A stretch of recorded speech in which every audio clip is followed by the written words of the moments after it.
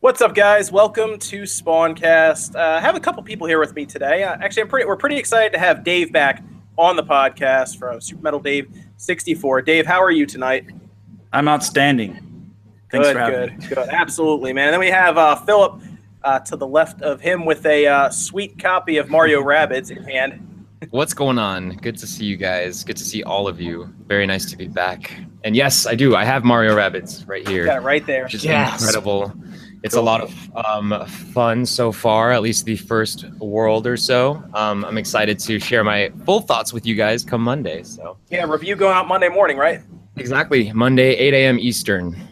All right. So that's gonna be. I'm gonna check that out myself because I'll have to go out and get it like normal folk on Tuesday. Then of course Max braving the storm over there to be on the podcast with us. Yeah, Dreamcast headquarters is definitely being hammered by Hurricane Harvey right now, but we are weathering the storm nicely. Yes. Yeah. The Conor McGregor and the Floyd Mayweather fight is going on, but I think that's bottom of the card, well, top of the card, so we won't actually see that probably until like 11 o'clock anyway. So everybody in the chat talking about it, you probably don't have to worry about missing that until after the podcast anyway. So, but yes, so explain to us how it's been over there, because I'm sure people in the chat and on Twitter were curious about how it is over there. Oh, with the storm, very heavy, very dark. Even now, outside my office window, it's one of those weird times where it's like the sky is red just because it's those super thick, weird storm clouds. So even though it's not pouring rain right now, it has been very intermittent. I'm in central Dallas. A lot of my friends are down in Houston, and they're literally being flooded out right now. So a lot of them have actually fled up here and are staying in the area. Wow. Shoot, man. Yeah, that's something that was still a Category 4 when it hit, wasn't it? Or yes, and it's crazy. It's just crazy to see. Jeez. Well, how much did they say? How much longer it's supposed to be there for? Or? I think we're on day 2 of the 4 days, so it's going to be dissipating. Man. Hurricanes are slow, massive beasts, and this thing is lumbering on land at a snail's pace. Man, hopefully it's gone soon. Yeah. Okay, so I already see it happening in the chat. Let's jump over to Dave before we get started, and he had a few things he wanted to say about what's upcoming. I know he's already picked moderators. He may want to announce here even for his stream coming up. But Dave, you can take it away. Yeah. So basically, I have a live stream coming up to be announced. I'm waiting for a specific announcement first. And I picked moderators. I got 3 of them. One of them is myvideogamenews.com, and the other guy is gamersplash.com. Guys I've known for quite a while. Gary Game On from My Video Game News I've known since 2005, back when we first started blogs, and Kevin Cassidy from Go Nintendo. We all were going around doing blogs at that time, and I've known him for a long time, so I trust him. Basically, my live stream, I'm expecting to be a little bit controversial, so I need to have some guys in there to to keep things clean. I want a clean show, and I have specific people who are determined to see me fail in life, basically. So you know what I mean. You got haters, basically, and so. Basically, the haters are gonna be upset, is what I'm saying. So I need to have control over that. So I'm looking forward to it. Good. And then you have a video that's gonna go up before then or after then? Because I know you said you had a 3-part series, right? Okay. Before. Yeah, I have a video before that. So I'm looking forward to it, and I know you guys out there.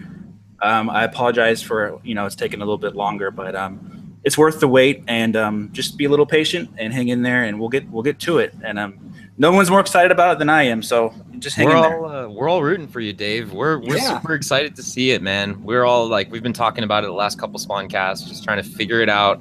What is this mystery? It's been like the hottest thing going on right now. So, I mean, it makes good conversation. But again, I haven't said anything, so I'm proud of myself in that respect. You haven't haven't said anything actually. It's true. Man, your word. So just hang in there, guys, and let's move on. Cool. All right. Very good. Cool. Very good. Good things coming. Something to be excited about. Yes. Did you guys get a chance to check out Gamescom at all when that was going on? Yeah. I tuned in a little bit. Okay. Yeah, there was a lot of stuff seemed to be happening. Announcements left and right. We got that Ubisoft. We talked about it at last SpawnCast. How there was going to be the Biomutant. Did you guys saw that? I assume, right? Because it was thrown around a lot by THQ Nordic. and it looked interesting. But then I saw the gameplay and it looked okay. Yeah. And then we saw the new world for Mario Odyssey. Mario Odyssey won like every award there anyway. I think everyone wants to play it, so it makes sense. But then we get some crazy stuff that happened around probably the game that's been talked about the most this week, right, is Final Fantasy 15. It seemed like they showed up to that show with a ton of announcements for Final Fantasy 15. They had they talked about the PC version that's going to be like look perfect, like amazing. It's going to have mod support. And then, of course, they dropped the bomb with Assassin's Creed crossing over into Final Fantasy, which was just really weird. Did anyone even see that coming? Nope. No. Everybody in the Final Fantasy community was losing it. I would assume so, yeah, because it looked, when I first saw it, I was like, wow, that's Noctis, like running around like an assassin with like because you can get the garment and everything unlocked. And it was just, it's odd to see two companies like that work together. Because I assume that's good marketing for Assassin's Creed, which is a big thing for them since it's a timed event. Seems like it'll be done kind of after Assassin's Creed Initial Punch happens. And then I assume maybe there'll be something, I don't know, maybe there'll be a crossover where Noctis enters like the assassin world in Assassin's Creed or something. I don't really know how that works. Like we were saying offline before we started, I just hope it's not canon. Otherwise, that's just ridiculous. I'm Noctis Lysium, and I'm here to cleanse the world with bloodshed. Like, no, dude, no, don't do this. Final Fantasy 16, Assassin's Creed. Yeah. Assassin's Fantasy. I think it's a really cool idea for a mashup because I don't think very many of us saw it coming. No. But, I saw the gameplay trailer and it looks interesting. It looks cool, but you could totally see that they're really trying hard to like implement Assassin's Creed, like platformy gameplay into what is just Final Fantasy 15, which isn't really a platformer at all. I mean, sure, you can jump around and stuff, but I mean, the trailer really tries to make it look like you're, Altair or something like that when you're not, clearly. Yeah, dude, it looked exactly like a platformer. I was looking at that. I was like, this is supposed to be Final Fantasy, right? Because it looked just like Assassin's Creed the whole time. I love that screenshot they released though of Noctis dressed as Altair doing like a falling attack on top of one of those Magitech soldiers, and it's just like it's one of those things where I like when a company's like, you didn't know you want to see this, but look what we're showing you. It's like, yay! Well, while we're on the topic of Final Fantasy, I will say probably the hottest topic that I've seen in like the Nintendo community, even in general, because it's a big deal for Final Fantasy fans, is the comments that were made by Mr. Tabata about really they seem to love the Switch, and then they talk about how they're developing for the Switch, but of course behind them, on the board behind them, is the Pocket Edition, so everyone assumes, connects the dots and is like, oh, the Pocket Edition is going to the Switch. And then it's some people want Final Fantasy 15 to go to the Switch, and it seems like everyone has kind of like an opinion on this. So let me jump around here because Philip, you made a video on it. Yes. I feel like Dave, if you were back, you probably would have made a video on it. Mm-hmm. And then Max, I already know you have some strong feelings on Final Fantasy in general. Yep. So why don't I start with you, Philip? What are you thinking here, man? Okay. So I know that this is kind of a very hot and controversial topic. So I definitely want to start out by saying that I am a huge Final Fantasy fan. I haven't played all the Final Fantasies out there. I have, a couple favorites. 6 was awesome. 7 is my favorite. I'm one of those guys. But still, the point being is we haven't really, they haven't said in particular what Final Fantasy game is coming to the Switch. And in my video, I made an assumption. That's my assumption. I'm sort of like giving you guys my opinion on these are the facts that I've gathered, and this is sort of what I think is happening. And I'll tell you why I think that is so. But at the same time, I would love to see a fully fleshed out Final Fantasy 15 game come to the Nintendo Switch. Like if it were up to me, that's the Final Fantasy game that we're getting. If it's going to have to be a port and not an original game, I don't personally want Pocket Legends on my Switch. I'd much rather have Pocket Edition, not Pocket Legends, Pocket Edition on my Switch. But at the same time, I'd rather have something than nothing. And I think it's a decent start, especially if they were already working on it. So, yeah, and shout out to Philip too. I talked to you offline a little bit about your video. I thought that was outstanding because what people don't understand is that Philip took the entire 7-minute Q&A of that, not just a 40-second clip. That's what like Kotaku and the other sites were quoting, was that 40-second clip. But the whole 7-minute Q&A Philip was talking about in this video, it was talking about the Pocket Edition the entire time. So it made sense for Philip to, assume that they were hinting at Pocket Edition. I can totally understand that.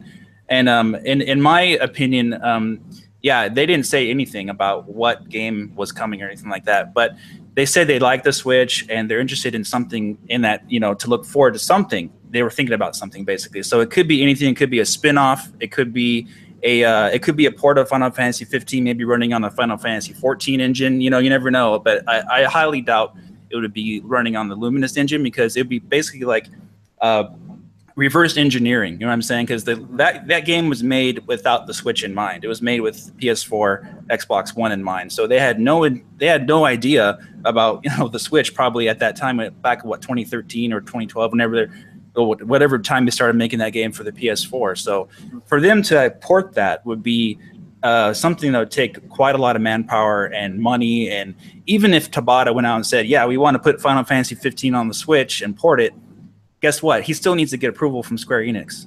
And it would have to sell well, and it probably wouldn't come out. It probably wouldn't come out for like a year and a half, and by then, 15 is probably old news. Right. Yeah, so I'm with with John. What he said in his video. I would like something like a spin-off. It doesn't have to be the Final Fantasy 15 fully fledged version. I think a spin-off game or something in that vein, originally made for the Switch, would be a lot better. Which is what I think we're going to get. We've seen so much experimentation with the Final Fantasy 15 brand just in the last couple months, with the announcement of the VR fishing game. A lot of people forget that they already had that 2D brawler in the Final Fantasy 15 universe. What is it called? A Knight's Tale or whatever? It's like King's Tale. Yeah. Yeah, a King's Tale. There's already showing that they really want to expand it and do more stuff, despite the 10 cell phone games. So I fully believe that we're going to get something that's completely unique and original, being a sequel or a prequel. I think it's going to be a dedicated Final Fantasy 15 spin-off for Switch. Yes, and then I think there's actually some backing now after IGN seems to have inadvertently confirmed this, or at least helped make it. It was weird. They seemed to come away with a conclusion that seemed incorrect. Did you notice that, Dave? How they seemed to talk to them about the Pocket Edition, and they seem to gloss over the fact that so they've obviously had, let's say this, they've had Switch dev kits, because I Am Setsuna was ready for launch, right? I mean, that was there when the Switch came out. Mm-hmm. So they've had the development kits probably since last year. And when do you think they maybe started developing this mobile game? I mean, it doesn't look like they've been working on it forever or anything. It's probably maybe at the end of last year, maybe at the beginning of this year. Probably a year tops, yeah. Yeah, because they're going to release it at the end of the year. So they probably showed just enough to get people ready. And they said in the interview, IGN pretty much confirmed that the game is not set up to use physical controls at all. It's only for motion. Or, I'm sorry, touchscreen. Yeah. There is no controller support in mind at all. And he seemed almost uninterested when he was talking about it, but they seem to have to find, apparently, according to him, they have to find significance as to why they would bring it over to the Switch. Because I guess they just don't see a reason to bring over 10 episodes that I assume you have to wait till all the episodes come over to just put it on a cartridge and put it out. Mm-hmm. Yeah, it would be easier for them, of course, to physically port that game over and just add controls to it, with button mapping and everything. But it didn't seem like it was a high priority for them. So yeah, we don't know about that. But though, of course, as these sites go, they need to get those clicks. So that possibility, he did say it's possible. So they weren't lying. He just said it wasn't a 0% possibility. So that could be 1%.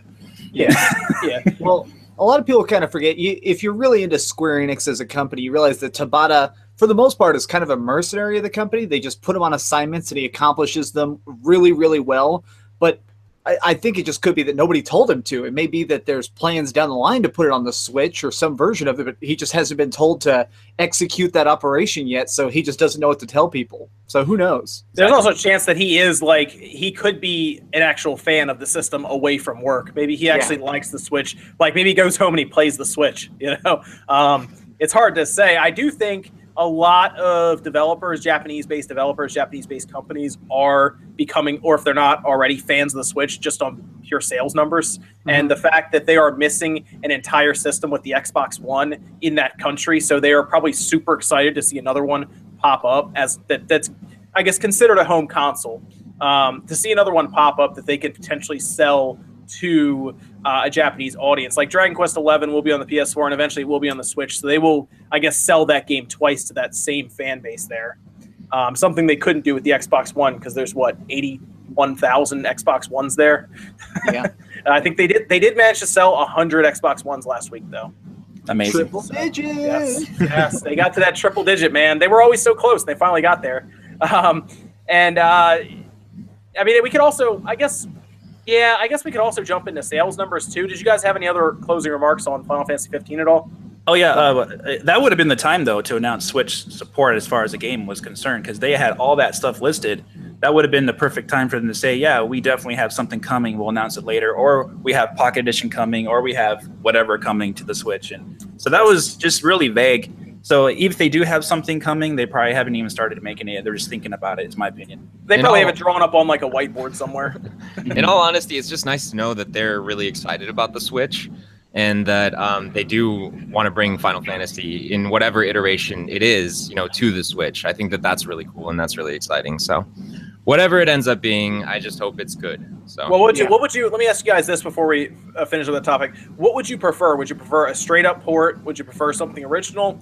Or I guess I shouldn't even ask. Would you prefer the Pocket Edition? Well, so personally, I'm obviously probably one of the biggest Final Fantasy fans in the world. I mean, I've literally beaten every single one of the games, even the super bad, super spin-offs like Crystal Defenders. And I always liked the series of Crystal Chronicles. People don't realize that they ended up releasing like 7 Crystal Chronicle games, and they got progressively worse. I would love to see a revival of that concept, but call it like Final Fantasy 15 Crystal Defenders or something, since that is a big element to that universe, is that Noctis and his brothers are literally trying to stop this guy from destroying the crystal and bathing the world in darkness. So we could theoretically have a canon retelling of Final Fantasy 15, but in that style, and it would really maximize the multiplayer capabilities of this system. Yeah, that's what I prefer too. Instead of a straight port, because you already have the Xbox One version that looks, worse than the PS4 version, and everyone bought the PS4 version. So a straight port to the Switch, I don't think it would do the game justice. I think if they made it specifically for the Switch and to its capabilities, and reworked some stuff, it could be a lot better and more impressive. And for the system, they could change some things in the art style and everything, and it'd be a lot better than, of course, the Pocket Edition. So that's what I think would be a better choice, in my opinion. Okay. I think most of us want something other than the Pocket Edition. I would love to see them expand on that story, definitely. Yeah, that would be cool. I mean, anything in the 15 world is cool. It'd be nice to get an original thing for the Switch. Maybe seeing a side story like playing as Gladios would be really cool. That would be fun. Something like that. It doesn't have to be anything major. It doesn't have to be a staple point game in the series. But, as long as we get something, I'd be happy. I will say I probably will download the Pocket Edition on my phone or my tablet just to try it out, because definitely. It does look kind of fun, to be honest. First episode's free, right? So yeah. Oh yeah, why not? Yeah, absolutely. Yeah. I really like that art style. I can't really explain why, but something about chibi art when I already know the character is actually really kind of cool to me. Well, did you like World of Final Fantasy? Yes. I like World of Final Fantasy, and I liked Final Fantasy Explorers, which is basically just Final Fantasy Dungeon Monster Hunter, and same art style. Absolutely love that too. Oh yeah, no, it was a good. I played it on the Vita. I loved my Vita, but I played on the Vita. Oh, by the way, Max, you're 1 sub away from your 70K. I know. I actually have a live sub count here. I'm literally about to hit 70,000 any second. Whoa, let's get Max to 70K, everyone. Come on, one person. Do it. Somebody in the chat said that, so I was like, oh, cool. Wait, Max, hold your phone up to the camera. Hold your phone up to the camera. I will. We'll all enjoy. It's gonna switch right now. Well, we'll see. We'll keep rolling, so I don't drag everybody to a stop. But it's coming up here. Keep dreaming. Yeah, right. You got to point to the screen when that happens. I will. I promise. I'll do a dramatic pose. There it goes. There it goes. There you go. Yes. Nice. Congratulations. That's huge. Dang. Oh man.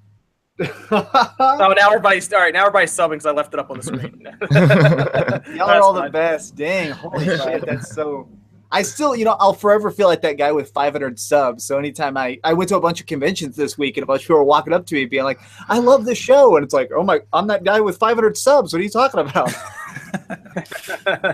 Oh, and who you call it was bugging people in the chat. Shane. I meant to get him on the SpawnCast recently. Maybe we'll try to get Shane back on the SpawnCast next week if he's not busy. You gotta tell him to bring that controller with him. Yeah, I keep wanting to look at that all controller because it's popping up everywhere in the news now. Yeah, everybody's talking about it. But, yeah, he was on here talking about that a while ago, but it looked good. And the Kickstarter, they crashed through that Kickstarter wall quick. Man, that was fast. Have you got a chance to hold it yet yourself, John? The controller? I haven't. No, he's conveniently set it to everyone else but me. Oh, oh boy. That's fine. I usually take them apart, so I think there are people who are better. I'm not very good at reviewing items. In general, I'm not good at making videos around that. Really, if you want it reviewed well, Shane, you should send it to Philip because he'll actually check it out and do some work with it. But I end up just taking stuff apart pretty fast. So, dude, I would love to review that controller. That would be so much fun. But that's good stuff though. So got you to 70,000. That means you're 30,000 subs away from your big goal, man. Yeah, man. I'm so excited. I want to do for 75,000, which crazy enough may just be next month. I got nearly 9,000 subscribers in the last 30 days, which is just freaking brain melting. So hopefully when I hit 75K, I'm going to finally do a room tour. That's some people have been asking me to do forever, is actually like just get my camera and go through my 1,000 game collection here. So I'll probably do that for 75K next month. Awesome. Cool, man. That'd be neat. That'd be neat to see. So we talked about Final Fantasy 15. Oh, Philip, I guess we should ask you before I forget. What are your impressions so far on Mario Rabbids? So I can hear about this game. Yeah, I can give you guys your score. Score. I can give you guys some of my light impressions, I guess, of like the first two worlds. But I was very interested in this game when it was first announced, and I was at the same time I was also very optimistic because I've never really been a huge Rabbids fan. I just feel like I sort of missed that boat. I was always a little too old for that thing. And also just the comedy itself, like the writing itself never really stuck with me. Their whole like slapstick comedy. But once, they got into bed essentially with Mario, things got interesting. So, to hear that Ubisoft is a part of it and to know that it's a tactical RPG, I know that we're all sort of like curious, what is it like? What is it going to be? But for the most part, I'm really sort of satisfied with what I've seen in the game. The first two worlds are very, very vibrant, and there seems to be like there's a lot to do. The game doesn't seem to be anything less than what it's been built up to be, I guess, in the press. So they're don't go in, I guess, overhyping it, and you'll probably be pretty happy, at least with the first two worlds. So that's a $60 game, right? It's a full price $60 game, and it feels like a $60 game. So just but without you getting into too much trouble, I'm a person who's watched the initial gameplay reveals and done no research after. How technical would you say it is? Because it looks like it's a cool turn-based RPG, but just kind of break down without going too in depth and like getting in trouble. To be fair, I watched Game Explain stream like an hour of this game, Philip. So I think the preview restrictions are pretty lax here, just so you're aware. Okay. Yeah. I'm so like nervous trying not to get in trouble with it. But because I really do, I'm super excited to tell you guys everything about this game. I really have so much to say about it. But as far as like it from a tactical RPG standpoint, I think that it's definitely a game that will make a lot of people who are fans of games like XCOM, who like to get really invested in their strategy and really think and plan ahead. I think that they're going to be okay with this game. I think that they're going to enjoy it. They're going to find something that they can walk away with happy here. But also somebody like me, who I enjoy XCOM, but I'm not somebody who really likes to plan and get all tactical and strategic. I really just like to run and gun. And the game actually does allow you to play that way. At least in the earlier parts. So it's not like super actiony, but it's quick, and it's as quick as you want to play it. And that's kind of like the thing that I've been noticing. The reoccurring theme is like, I can go as slow as I want, or I can go as fast as I want. It's really just about how fast I want to think about it. So Well, that's let me awesome. ask you a question. How do the characters level up at all, or do they gain like is there like a skill tree? Well, basically the main currency in the game that I've discovered so far has just been coins. There's no leveling system. It's just gear. So you just basically are looking for guns and stuff like that, and different weapons for different characters. So essentially you can find gear that's scattered throughout the different worlds. A lot of it's hidden in chests. And then you can't, whatever you find, you can't equip it right there on the spot. You actually have to go and buy it with the coins that you earn. So nothing is just given to you except like your starter weapons. From that point on, you have to actually purchase everything. So it's very interesting. It's a lot deeper. It seems to be a lot deeper, at least from what I've played so far, than what I had ever expected a game like this to be. But at the same time, I'm really looking forward to playing it with my 7-year-old nephew at the same time. So I think he'd be able to get it co-op, right? as well. Yeah, exactly.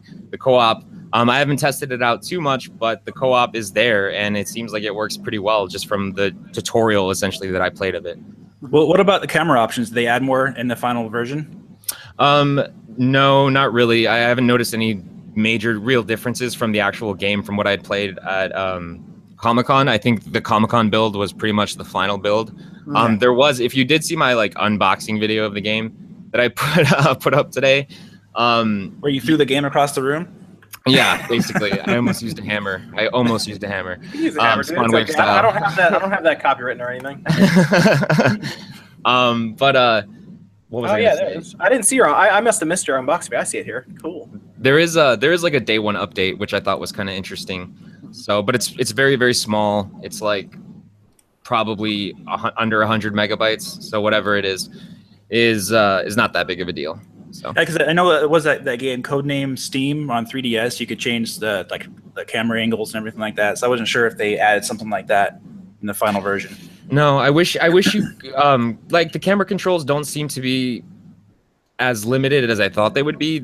There are points in the game where you can't move the camera at all, but that's only just because I guess the game is trying to just help you play it. You know what I mean? Like there are points where you just don't need to move the camera, and it makes sense, and you'll understand it once you do see it.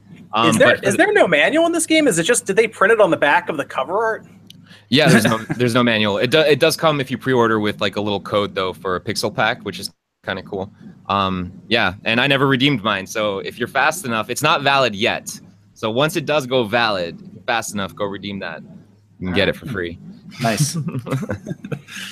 There's no manual though, man. These games got to start including manuals. I was a little disappointed with that, like because it's a physical edition, it's a Mario game. You know, you would think they would have made a bigger deal out of it. It's insane to me that indie companies are like throwing in all these like stickers and pins and all these amazing things trying to sell their games, and it's working and people love it. But then like, you know, here's a big company with essentially all the money that they would need to do something like that, and they're just like, the game's good enough, it's going to sell itself, I guess. Dude, Nicholas is really good about that. The people who did Binding of Isaac and Cave Story, they put so much stuff in their games. Manuals, keychains, stickers, everything. And then you see a company like Ubisoft who has more money and resources, and they don't put anything in it at all. Yeah, people really like physical items, like especially like with retro games. You add something physical with it, man. It becomes really most wanted, like Dreamcast guy. Well, I'm gonna grab a copy of Pure Solar. So I have Pure Solar. This thing is full of like.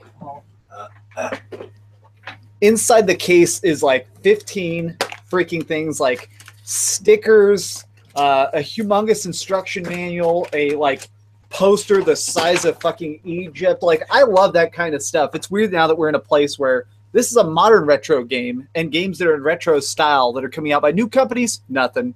It's so weird. It's almost rare to get a physical copy now of smaller games, right? Isn't that weird? We're to that point where we have to like petition, because they use Twitter in a way to see how many people are interested. They go, hey, 10,000 likes and we'll make a physical copy, and then see how many people are interested in it. It's very odd times now. So yeah, I was watching this video by what are they called? I can't remember. it's the people who like animate. They basically make videos about what it's like to develop games, and they're really made to be consumable by anybody, but they're aimed at game developers. And they talked about sunk cost fallacy was this episode this week. It was basically about like, as you're making your game and as you're introducing more mechanics and putting in new storylines, eventually you just hit this point where they're literally like, okay, marketing says the game is done. We've calculated it's going to make $50 million. We've spent exactly $25 million on it. Just wrap up all the glitches and ship it out. And so companies are becoming so obsessed with that. A lot of times they're like, okay, cool. Literally, the box will be this much lighter, like this many cents times 10 million copies sold if we don't put an instruction manual. It's so annoying to me that like the marketing guys and the executives are sitting in the office next to the artists and programmers. Wow. Not to get too deep in the business. I like to study the business of video games while I'm also doing the reviews. Oh man. So let me talk to you. You talked about retro games there, Max.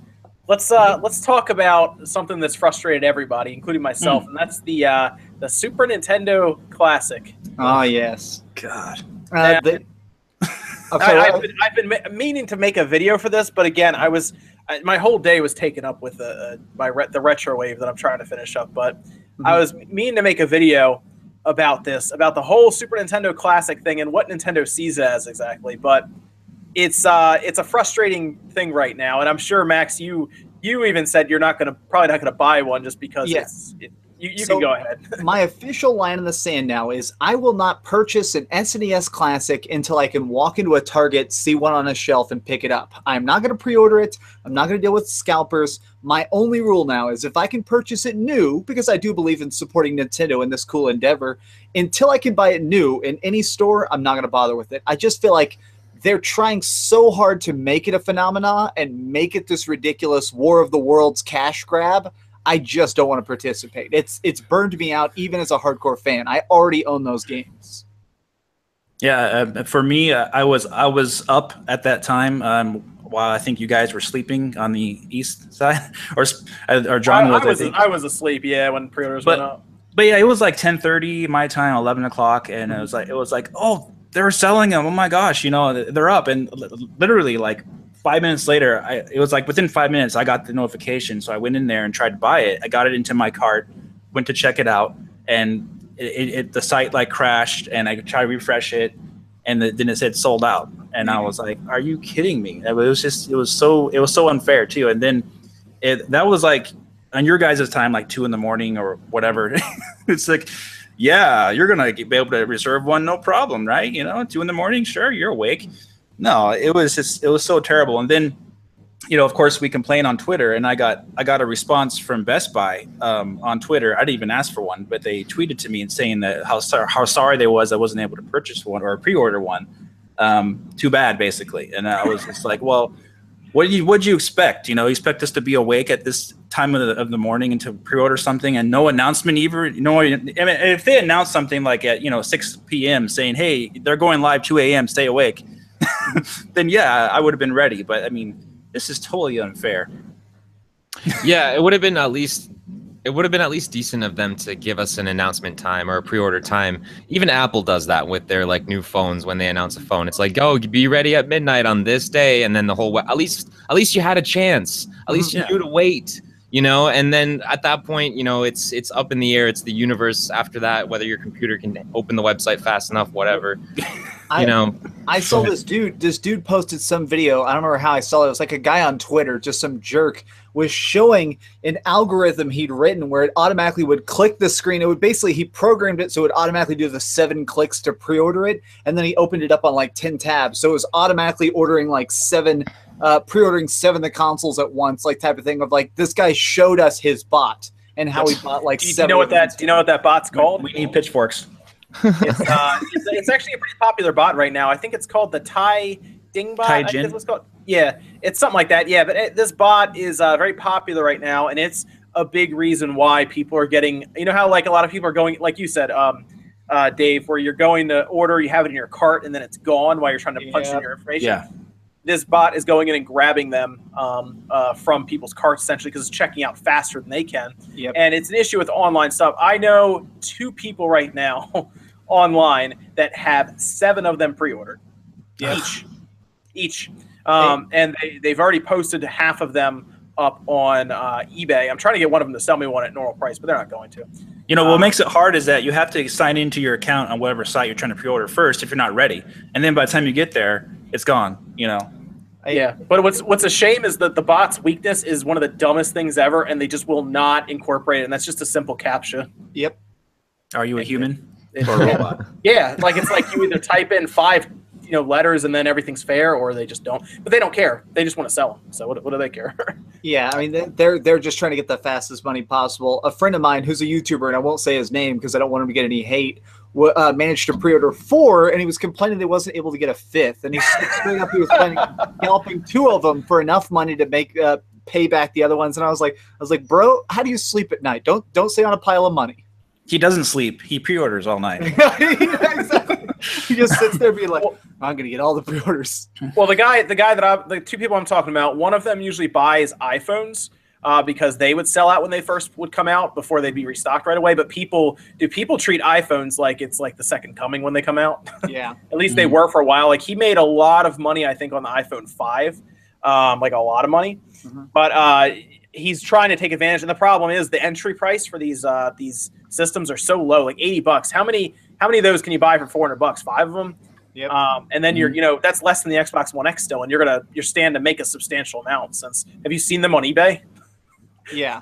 $300 to $400 for one of those things? Are you kidding me? Well, and so what's really weird is if you actually look at the raw numbers, which nobody really is, in France, they announced the actual number of units being produced, and it was like 3 million. They actually said they produced more units in just France, which is a relatively small nation, than they did in the totality. Like, just the pre-orders is 3 million. Like, 3 million just for that, which is more than they ever produced in all of the NES Classic in that country. So it makes me think that we're probably going to end up with a couple 100 million units maybe produced. They're just being secretive about it.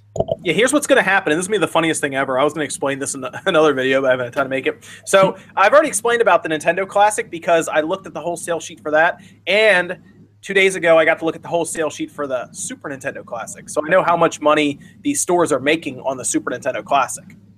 Are you ready for this one? They're making bank, right? They're making, let's say your Target or your Walmart. Whoever's selling it for $80 is making -$2 on it. Oh, negative. Yeah. They're making -$2. So the wholesale price on a Super Nintendo Classic is $77.50. That is how much you buy it for before shipping. It was the same way. Okay. It was the same way with the Nintendo Classic. Because I actually put an order in for a case of them at the store I was working with. They didn't give them to us, by the way, because they're allocated and we were a small store, like a mom and pop store. Although they had 3 stores, so I feel like they should have gotten at least a case. But anyway, we ordered a case of them, didn't get them. But what happened was we realized the whole point of the NES Classic was to drive foot traffic because it's at an all-time high, especially now. And what's happening now is Nintendo did the same thing with the NES Classic. The whole point of the NES Classic was it was a very cheap way to raise brand awareness around the Switch's release time. And it worked really well. I mean, how many people who were like seriously, I saw, 50-year-olds came into the store that I've never seen before and all they wanted was an NES Classic. Never played games before, and they want an NES Classic because they used to play an original Nintendo. And it worked so well. I mean, honestly, the Switch launch, I know there's a lot of stuff that went into that, but the NES Classic helped with brand awareness leading up to that. And the Super Nintendo Classic is going to do the same exact thing again, except they will probably produce more units. But what's going to happen here, and I'm going to tell everybody now, do not buy from scalpers because this is going to be awesome. The scalpers are going to get burned in the end because I can tell you now, we're going to see a lot of these in stores when it comes out. I'll be online. I have a strong feeling. Toys R Us isn't even doing online pre-orders, and I think a lot of people, if you don't buy from scalpers now and they're left with the system on release day, they're going to be very surprised with how many show up on stores.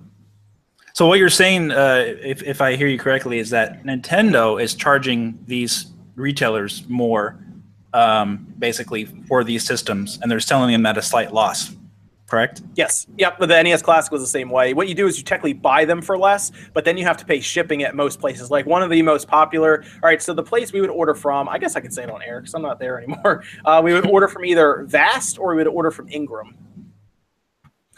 These are 2 wholesalers on the East Coast.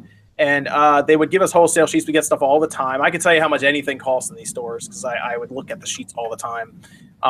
Like for example, if you go to a store, they're going to make the most money on a controller or a headset. We made so much money on headsets because people would step on them and then they'd go buy them. And that $20 headset or $25 headset for an Xbox One cost us like $16. Yeah. After shipping. So we would make like $9 on it. Anyway, the NES Classic new games we would usually take close to a loss on because like Madden was really expensive. It was always like $52, and then we'd have to pay a couple bucks to get it shipped in. So we would always end up selling those at like $60, and then of course Best Buy starts doing the 20% off thing.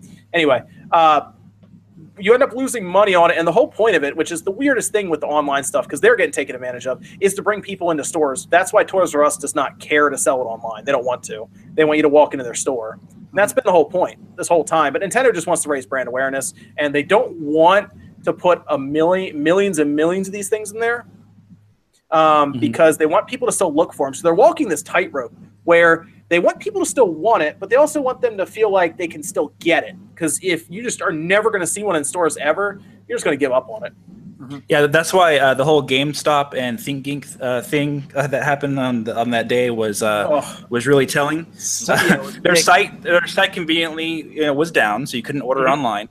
And they said, "Oh, but you can come into the store and pre-order it, no problem, right?" And then ThinkGeek conveniently puts up their online stuff saying you can get it in a bundle for $300 with a couple pieces of crap, and you're good to go. Gosh, that was the worst, man. I saw that and I was like, well, yep, that's about right. And it was even worse because they still sold out in 30 minutes. So it was like they literally put the most evil deal ever and people were still lining up. And the stuff they were bundling it with was like on clearance. It's like old stuff. It's horrible. It was very obviously defunct stuff. And somebody pitched that in a board meeting and got a promotion. Like, all right, guys, we're going to get around in that dumpster out back. And we're just going to duct tape it to this gold and we'll sell it.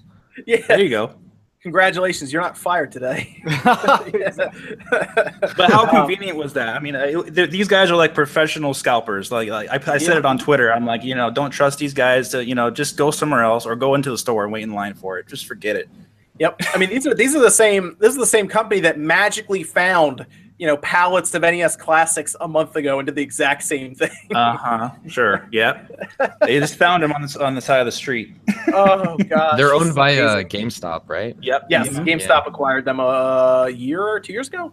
Yeah. Sean Long did a bunch of videos on how it's very suspicious that ThinkGeek, all of a sudden, has all these Nintendo Switches and NES Classics, and GameStop owns them too. It's just stay away. Dude, I'm telling you, dude, the shady stuff that went on at GameStop's was amazing. Like I said, when I worked for them for a while, there was some shady stuff that went on there involving people like district managers and all kinds of stuff. People way above me that would show up in their BMWs and stuff. It was something back then. Yeah. I mean, I guess they're not breaking the law technically, but they're skating that really fine line. Well, they can't raise the MSRP, so they just jam a bunch of stuff with it that they can raise the MSRP with. Yeah. So it's amazing what they get. I mean, we saw the whole Xenoblade debacle, the like you said, the NES Classics with the ThinkGeek, and that might have been why they bought ThinkGeek, honestly. Other than they're slowly dying, so they have to figure out which acquisitions would make sense for them to do.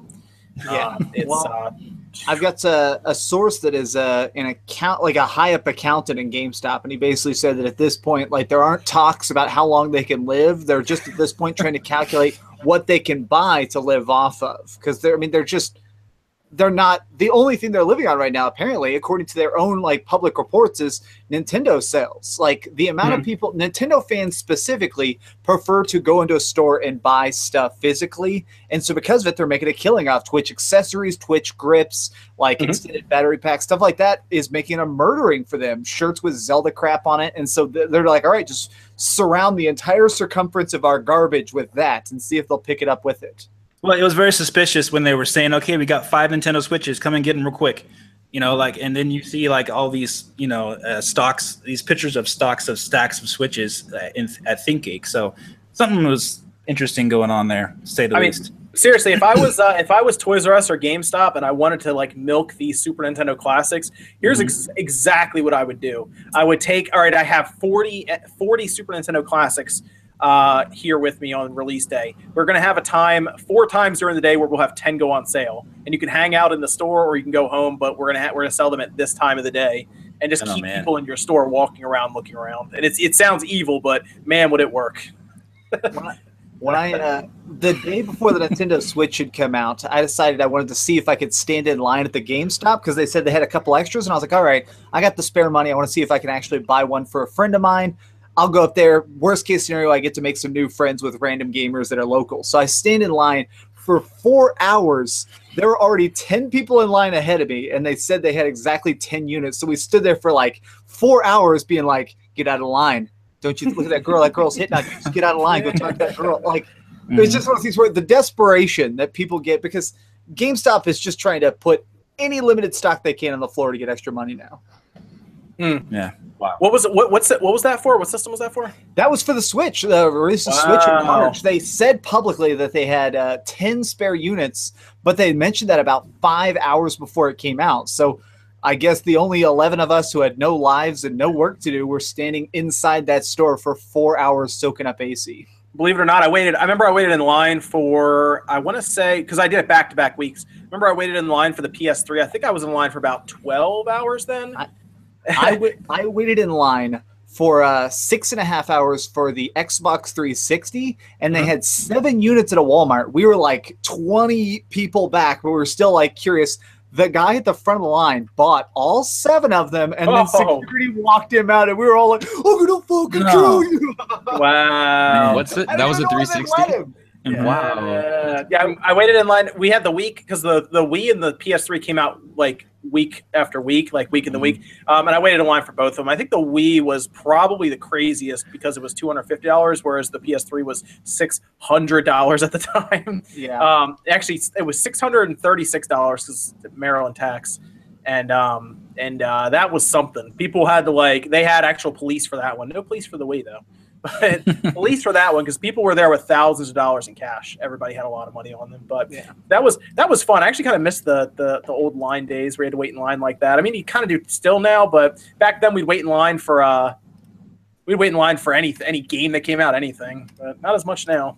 It was fun. It was like a party back in the day, you know, especially midnight launches and stuff like that. I remember the first system I ever waited overnight for was the PlayStation 2. I think I was like 11 years old. Yeah. Nice. My mom was with me. She waited with me. We waited all night long from 9 p.m. until they opened up in the morning. But I got one, and it was like the only kid that entire year in school to have a PlayStation 2. Because I don't know if you guys remember, but they were like so hard to find. Yeah. And then the Wii, of course, I camped out for that as well. But I don't know. I just remember the PS3. That one was insane. That was like the most insane launch, I think, for a PlayStation console that I've seen. One of my favorite midnight release stories ever is the midnight release of Halo 2. So me and my friends up to that point had actually been doing Halo 1 tournaments and earning like hundreds of dollars. So we were like competitive Halo players. So the release of Halo 2 was like this almost spiritual event. There was this mall next to us that was like big deal. I remember this. Yeah. Yeah. So we literally drove up. My friend had a van, and we were literally sitting like the back of the van was open. We were having like our own Halo tournament outside this GameStop while waiting for it to come out. It finally wait till midnight. We finally happen, and we walk in there, and my friend gets like the one copy we're all gonna share because we're all so dirt broke. And he's like, "Let's just look at the disc." And he opens it up, and he was shaking so bad, the disc popped out, lands on the ground, and starts rolling towards a drain. Oh no! All dove on top of it. Like, it's my baby. That was a great game for people to share because that massive split screen, man. Yep. Mm-hmm. Yeah. Well, it was just one of those times you realize, like, oh, am I pathetic or the coolest geek ever? I can't really tell. I'm definitely laying in a filthy parking lot with a Halo disc in my hands. I think we're going to be waiting again for SNES Classic in line. Yep. Yeah. I need to make sure I get that on release day too because I have to take it apart. By the way, I'm pretty sure it's the same board that's in the NES Classic. I'm 100% sure. Yeah. On the back, if you look at where the ports are located, and even the HDMI port's still upside down, just like the NES Classic. So I don't know. I mean, same settings too. Yeah. I mean, it doesn't need to be any different. It's already set up to emulate Super Nintendo games pretty much. Did you guys get an NES Classic? Yeah. No, I never got one. I mean, I got mine from Nintendo. What? You got one? Oh man. What's funny is that when I got sent it, I knew I kept the paperwork because I sent it with all this paperwork, this like real official thing of like, this is our new ceremonious retro system. And I got it. I ended up giving it to my friend's son. My friend's son was looking for it everywhere and couldn't find it. And I thought they wouldn't be that rare. So I was like, all right, I'll give you this one. And when they come out with more. So now, of course, I've never found another one. But when I got it, Wow. I showed it to a friend of mine. I was like, this is going to be the hottest item in all of the Christmas season. It was like, whatever. Because they sent it to me like a month early. And, well, I guess I was right.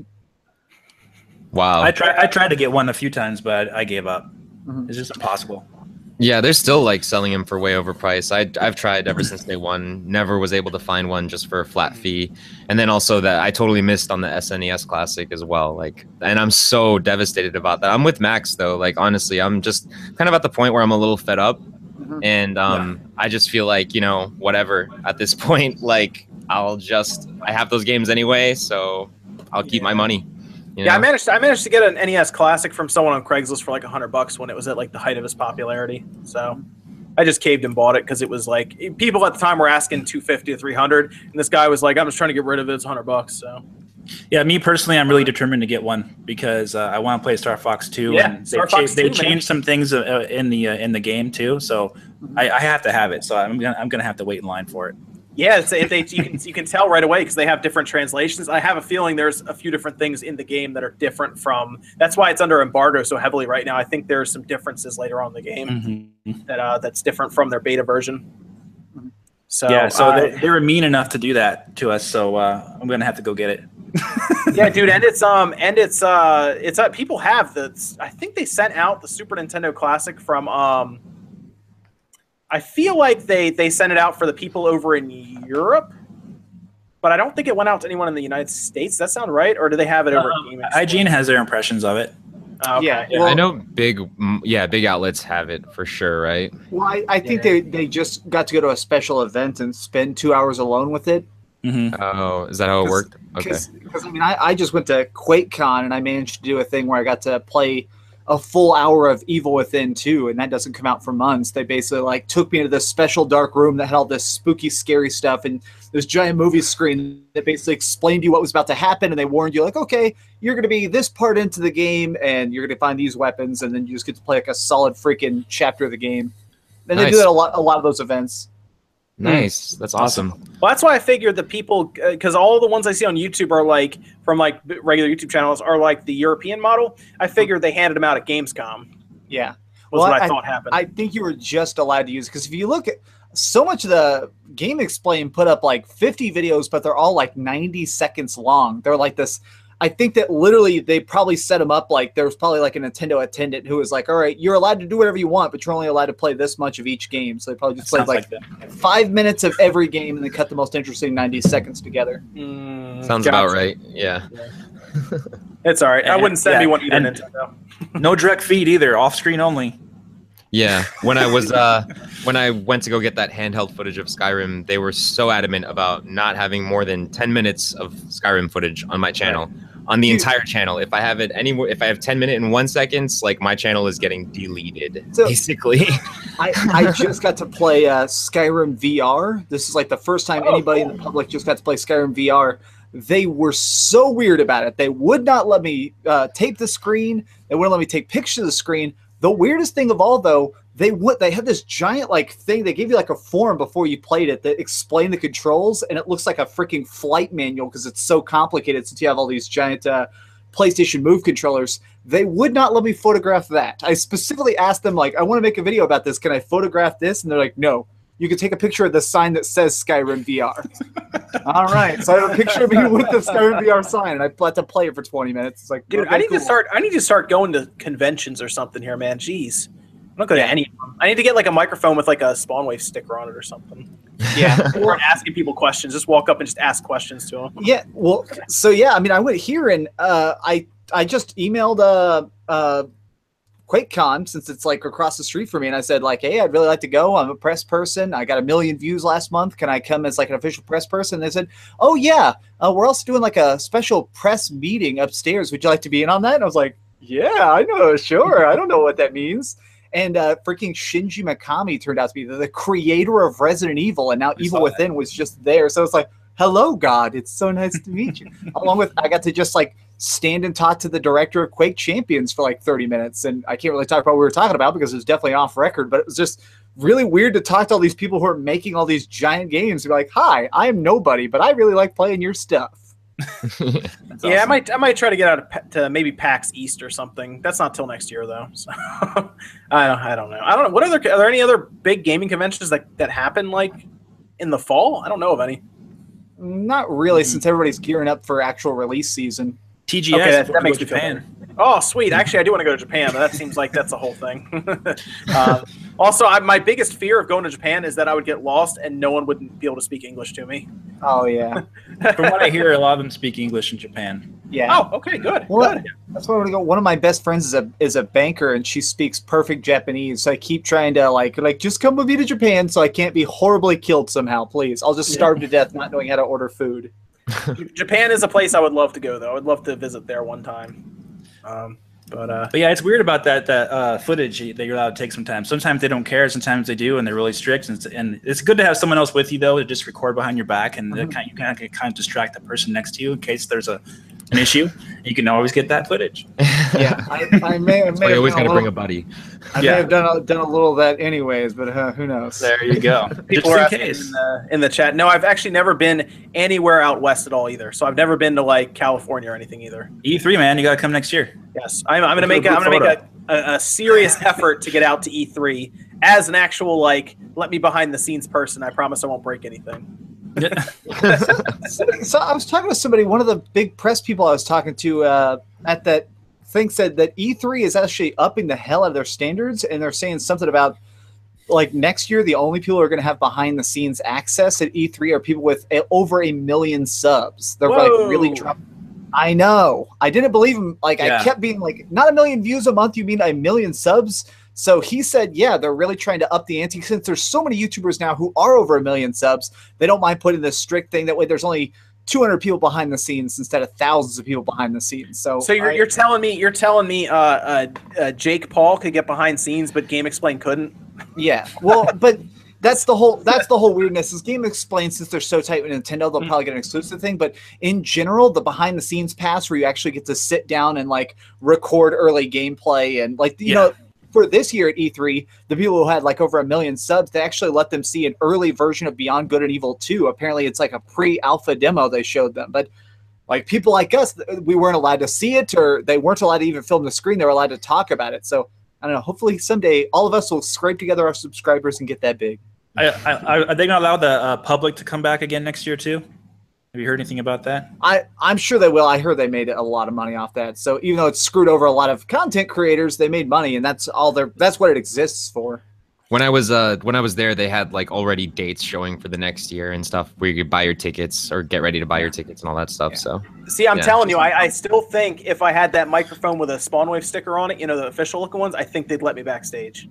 That's like all you need is that. That's your ticket. You don't need anything else. Yeah. Maybe I should make it look like a hammer. That'd be funny. That's why I keep my business cards on me all the time. I'm going to cover up all my vital information. But I feel like as soon as I get out a business card that actually has a name and a face on it, all of a sudden I actually can get past a lot of security that way. Just being like, hello, I'm Max Shockley of Dreamcast Guy. This is my hat I had custom printed. I'd like to play your game. And normally that works. Oh, dude, your face is on the business card. That'll work. Yep.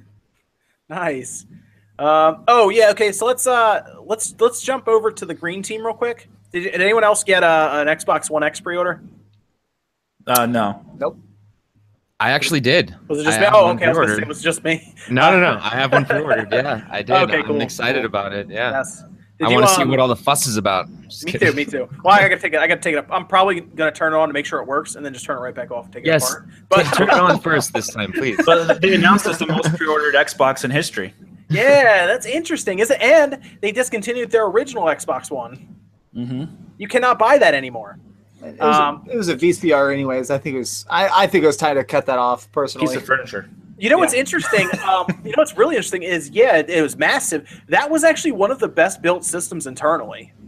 A lot of people don't actually know this. That was actually a really well-built system inside, minus the disk drive. The disk drive had some weird issues, but it had so much space in there that everything had its own apartment inside. like the power supply was external as well, so it left this big hole inside. So everything was so comfortable in there, and there was so much airflow. But if you remember, that thing was quiet. Mm-hmm. That thing was silent. What's interesting though, I'm starting to be a little bit more impressed by what I've seen lately from Gamescom, Xbox One X, the Tomb Raider, Rise of the Tomb Raider. That looks really good. Like they really improved it. The visuals are almost as good or even better than the PC version, which is interesting. Something I wasn't expecting. Now, Digital Foundry said they're going to do a whole thing on it when it comes out, which is fine. But I was a little... So I like the visual aspect they're going for because obviously it's a very powerful system that like consumers who don't want to build a computer or spend $1,000 on a computer can buy and use. But they still have this issue right now with their exclusive content. Like, did you guys saw their did you guys watch their conference? Yeah. I did some streaming for it, so I watched all of it, which is good. The Mayweather fight shouldn't start for I think another hour, but I'm gonna watch it too. Don't worry. People in the chat are like asking me, but I watched it, and there was that Jurassic. You guys saw that Jurassic Park builder clip came up, right? Yeah. I was positive when I saw it the way they presented it that it was an Xbox and PC exclusive, and then we find out it's PS4 also. Yeah, And, They like to do that.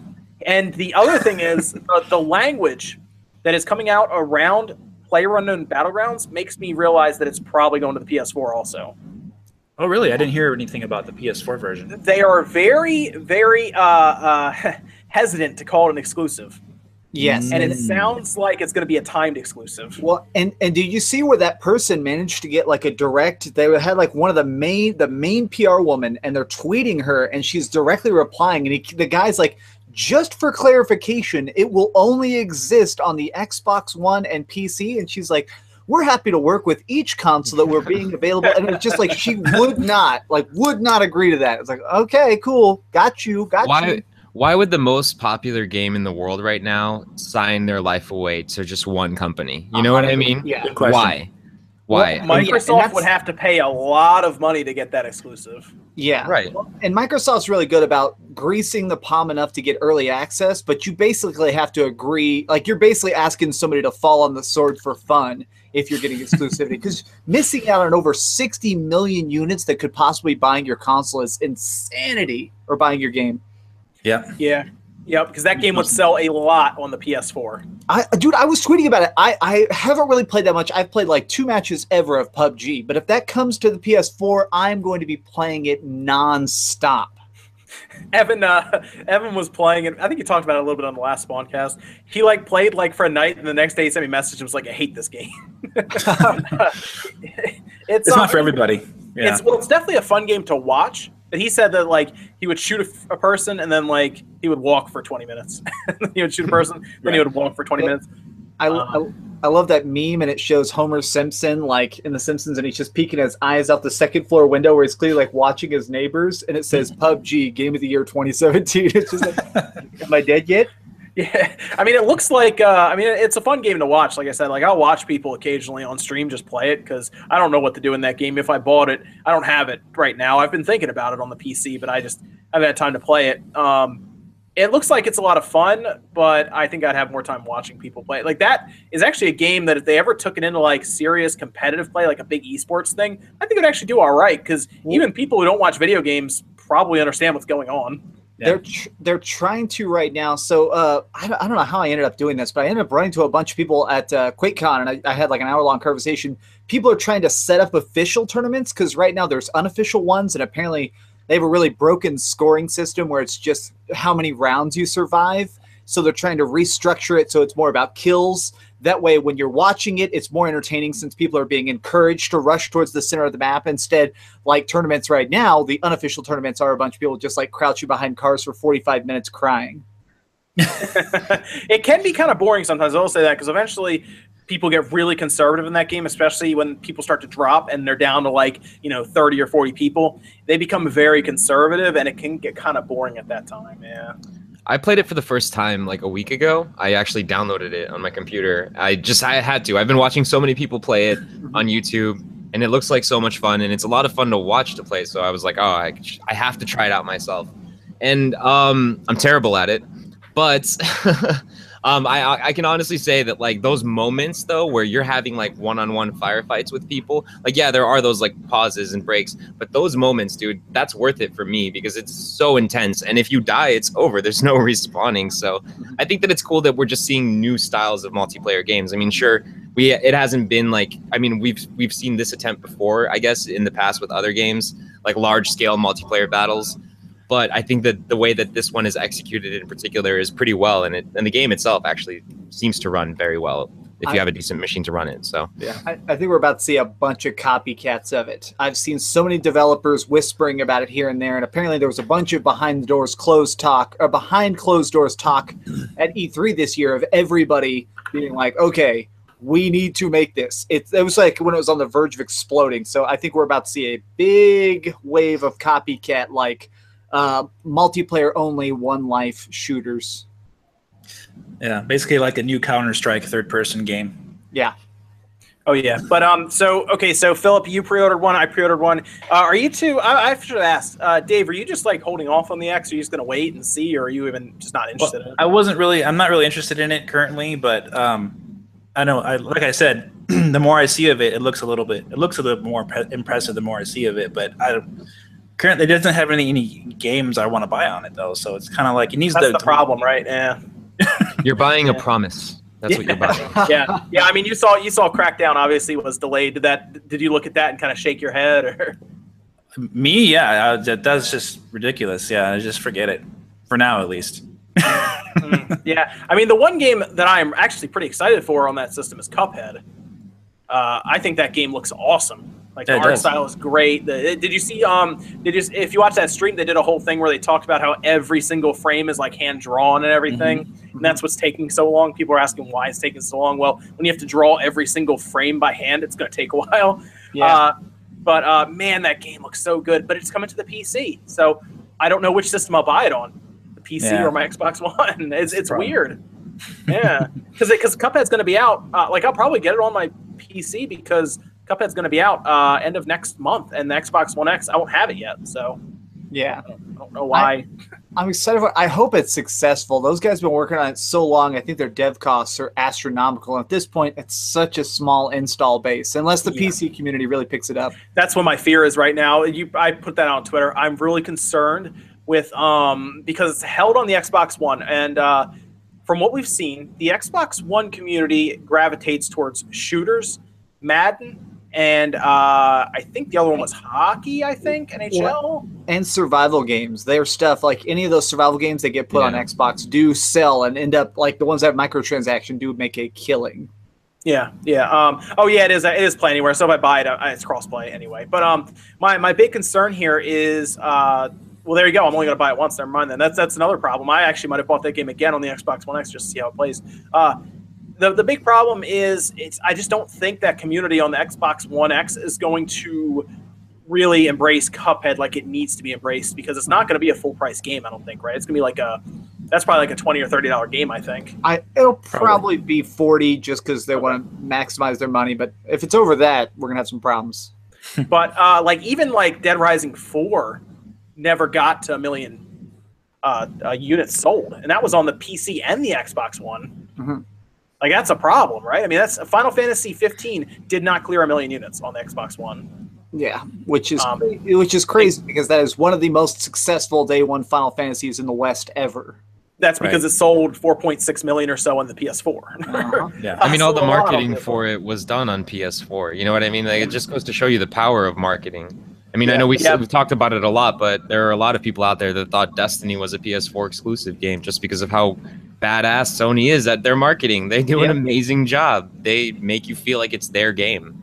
So, I mean, Microsoft could learn from that, but they need a game first, I think. So, let's get a game, Microsoft. Good point. Nintendo's getting better at it. Yeah. I think they're hoping that Anthem becomes their new Destiny. But that's the problem. If they like, let's say Microsoft, they put all this marketing for Assassin's Creed, right? Like Assassin's Creed, they have that on lock. They're marketing that like crazy. What happens if they put all this money in the marketing and then the PS4 just outsells them anyway without any marketing? Well, they still need the marketing. Either way. I don't know. They're going to battle for these third parties with half the user base, and that's not easy to do. Well, even more than that, what freaks me out is the idea of the companies that end up doing all their advertising on Xbox, even when it's cross-platform, and then ends up selling lower because people think it's an exclusive. And so all these millions of people who have a PS4 don't even bother pre-ordering it or even asking a GameStop employee about it. So then that would create this extra bad stigma for developers of do not advertise on Xbox or you're literally signing your own death warrant. Right, right, yeah. But I'm the system looks good, at least the X does. It looks like a system that they put a lot of time and effort into. But it's going to come out at the end of 2017. I mean, it's almost into 2018 when it's coming out. What happens if Sony announces the PS5? It's going to be early, but people have said maybe it comes out 2019. What happens if they announce it at E3 2018 and try to do that 1.5-year jump like the Xbox One did? Does that then make the X kind of mute like the PS4 Pro has kind of been like that for the past year, where everyone's like, well, the X is coming anyway, so. Yeah, I mean, I don't think Sony's going to announce the PS5 for a little bit. I don't think so either. I don't think next year is time. But if they do, yeah, of course, that's undercutting, and Microsoft's already having a hard time in the first place, so. It would be even worse. it would be the ultimate boot in the butt. I mean, it would instantly take away all their steam. But I don't see that either. It's fun to think about, but I think Sony seems pretty smart about the idea of like the PlayStation 4 is just selling so freaking well. The regular one. Yeah. Just clear the road. Like I've always liked that phrase. Just clear the road and see how far that truck can drive. Oh, well, also you got to think too. They haven't announced a release date for Final Fantasy VII Remake, Last of Us 2. Those games are still on the horizon. True, but to be fair, we were saying the same thing about Last Guardian back in the day on the PS3. Yeah, but that's a little bit different. I mean, man. But no, that's a good point. I do think the PS4 is going to be around for a while. Really, Sony doesn't need another system until the PS4 sales slow down. They really don't. Even if the Xbox One X is the strongest system on the market, it doesn't really matter if the PS4 outsells it every month. It's interesting too. The sales have actually been increased year over year for PS4. And in Japan too. They've been doing really well. Yeah. I don't think they're gonna slow down that as far as software is concerned and keep pumping it in there. Let me pull those up real quick. We can talk about the sales in Japan very quick. I actually had it up and then I closed the window out. You saw the sales charts, didn't you, for Media Create, Dave? Oh yeah, I post it every Wednesday morning at about 6:30 a.m. Yeah, I look at them every morning when I wake up too on Wednesday, just to see what's what. But I did see that the Switch had a drop, but the PS4 and the 3DS pretty much took over Japan that week, this past week. But here we go. Yep. Okay, here we go. Yeah, the Switch dropped by like 65,000 over the previous week. That was crazy. Let me see. Okay, here we go. Yeah, so the PS4 34,000, 3DS 34,000. Basically, they were within margin of error almost, but the PS4 was over the 3DS by 80 or so, 90. And then the Switch was 22,000, the Vita 5,000, and the Wii U actually outsold the Xbox One at 151. That's weird. The PS3 actually outsold the Xbox One at 110, but it dropped off. I have a feeling there is some stock going on for Monster Hunter Double Cross, and that might be why they did that. They must have a Think Geek in Japan. Mm-hmm. Right? Yeah. Oh gosh, that's awesome. Monster Hunter definitely has to have something to do with it, because if anything, that's just going to drive sales. People are so excited about that coming to Switch over in Japan. So much so that people over here are buying it, from over there. Yeah, it jumped to the #1 eShop title quick, like right away. But still, they have to have enough systems out there. I do think if they have enough systems, I think honestly, if they push enough systems in Japan, they could probably sell 300,000 units easily in a week with Monster Hunter. I know that sounds crazy, but they probably could do it if they try. I mean, how many people line up for Switches every day? Yeah. Well, it's hard to say because the pre-order data for that game for Double Cross on Switch isn't very good from what they're saying, like 100,000 or something like that. So it's hard to say since it's already sold through its initial run on 3DS. So that's a good point. It's hard to say, but I do think it'll be #1 when it next week again. See, I'm not a big Monster Hunter person, but I understand that the buying power of that game is very high. Mm-hmm. As is Dragon Quest XI. Dragon Quest XI is still at the top of the charts, by the way, in Japan. That game is closing in on 3 million physical copies already. Jeez. Yeah. Isn't that insane? And that's between the PS4 and the 3DS. The 3DS has still sold more, but the 3DS also has a lot bigger of a user base over there. But and it just shows that there are certain franchises that are popular in America but are still just juggernauts. Like Dragon Quest has always just been a titan of a franchise in Japan, and this is just proof that even now, still killing it. Yep. Yes. Yeah. Isn't that insane? And it's going to be real interesting when it comes out over here. I don't think it'll do as well here, but still it'll do something. And then I'll be very curious to see how the Switch numbers are when it comes out on the Switch in Japan. Because I think it will release in parity here. I think it'll come out Switch, PS4, 3DS, all across the board. But it's gonna be interesting when that Switch version comes out in Japan. I assume is that coming out later this year, or is that next year in Japan also? They haven't announced anything about the Switch version. Man, not even a thing. Not even a release date. No screens. Nothing. So we don't know. That's weird. I mean, they could just randomly announce it one day, you know. But you feel like we should know about that soon. Oh man, that's interesting. I mean, we're missing dates on a lot of things. Project Octopath, no date. I desperately want to see that game. Have we seen any more? Have we seen any more Octopath Traveler since that teaser? I don't think so. Have we? No. They also announced next year. Shin Megami Tensei game on Switch that has gone completely, Yeah, quiet. that disappeared too. Maybe these are all things in a direct coming up. I don't know. I don't know. They could be saving a lot of stuff for Tokyo Game Show though, too. You know what I mean? That's coming up. So I have a feeling we're going to see a lot of Project Octopath Traveler there, especially because Square is, heavily supporting the Switch now, obviously. So we're going to see that. I think, maybe some new gameplay videos of it. Maybe we'll see some Dragon Quest or hear some Dragon Quest news there as well, since obviously it's the new hotness in Japan, or the old hotness. It's been going on forever. Well, let's I keep seeing this pop in the chat. You guys saw the Secret of Mana remake, right? I heard about it. I didn't have a time to really look at the trailer. I heard the trailer's great though. It's okay. So the visuals, people are on either side because the visuals do kind of look like a lower budget game. Yeah, but it needs to be on the Vita as well. People need to remember that it needs to be on the Vita and it needs to be on the PS4. So you're going to get Vita level graphics that are smoothed out really nice and put on the PS4. But it's interesting because a lot of people are a little confused with Square right now, specifically Nintendo fans are. But I like the idea of it going to the PC also. I think that's going to be really cool. But a lot of people, Secret of Mana fans, want Secret of Mana 2 to show up, which they keep dancing around Secret of Mana 2 leaving Japan. They're remaking the entire first one before we get there, which is weird because they could just translate the second one and bring it over. But a lot of people are confused as to how Sony kind of wound up with that one. If you look online, people were really confused as to why Square they made the collection, right? They haven't done anything with that over in the West or anything. I mean, you guys have seen the collection, I assume, right? Yeah. Yeah. That's a game that I think I think everyone on this podcast would probably buy that game, I assume, right? I think you guys totally. Of course. Yeah.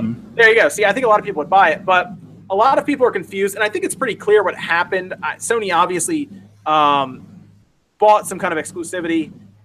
Just basically they that's the thing right now. This is very interesting because Sony controls Japan for the most part right now with their PS4 system. And when they go to Square and they say, hey, look, you're releasing a Japanese-based game. There's 80,000 Xbox Ones. How many of those do you think will sell? Oh, 10%, so you'll sell 8,000 copies, if that. Well, how about we pay you for 3,000 copies on the Xbox One and we make it exclusive for us in Japan? And then they go down the list. Basically, they try to estimate, they go back and forth, they negotiate, and they come out the other end with this game only on the PS4. I think a lot of people are just confused why they didn't look at the Switch at all. Well, personally, my opinion, I don't think that they would need to do that with PS4 because they already have such a stranglehold on the market. Like Sony doesn't really need to buy exclusive third-party games right now because they already are the top dog, and they have all their first-party games and everything. So, and if it's already coming out on Vita as well, the game was probably in development last year before the Switch even was announced in the first place. So it could be one of those Capcom things where they were like, well, you're not getting Mega Man Legends, collection either, or DuckTales or whatever it was. Yeah, Disney Afternoon Classic. So who knows? I don't really think Sony really needs to buy the exclusive though. They really don't need to. They have the control of the market.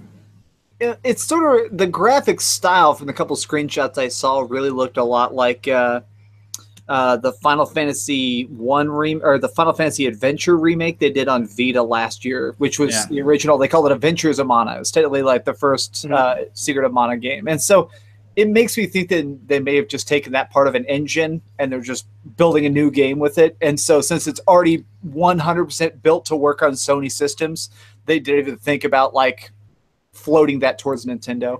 Well, let me ask you this: is it dangerous when one company is this strong in the industry that where they don't even have to go out and buy exclusives, that the companies will just fold to them and they don't have to do things like look back at crossplay? Because Nintendo and Microsoft are playing nice here with Minecraft. to where they're going to do crossplay. Rocket League will do crossplay between all these systems, but not the PS4 to these other systems because Sony just doesn't want to do it.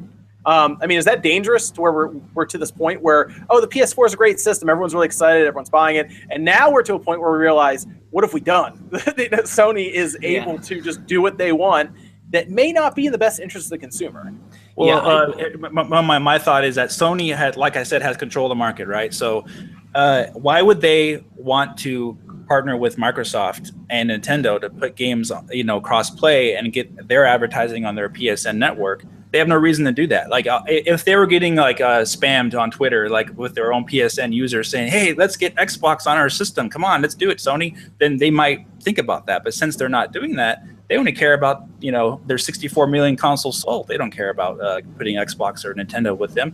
So it makes sense from that standpoint that they wouldn't even be interested in negotiating. Yeah, I mean, at this point, Sony could just be like, we're on top right now. We don't really need to associate ourselves with any other companies. We don't need to make any real deals with the competition or anything like that. Whereas Xbox or Microsoft and Nintendo, they're sort of working together to kind of knock out the giant, which makes a lot of sense. I mean, that's what you do when you're sort of the underdog. You build a team and then you take out the guy on top, I guess, so you guys can share all the loot, right?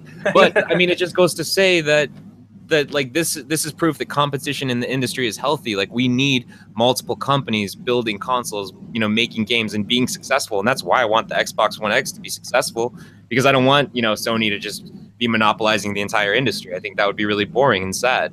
Yeah. Well, I do think that it could be possible, and I'm just throwing out a wild card here, but it does seem like we could have a weird scenario in the next 5 years where Microsoft goes third party, and then we just start having a console war, which is just Switch versus PS4 for the next generation, and literally just end up a huge chunk of the third party. Like, we're going to have these new battle lines drawn, and half the people are going to go join Switch and just start making exclusively Switch games, and half the people are just going to join PS4, and it'll be a weird new battlefield.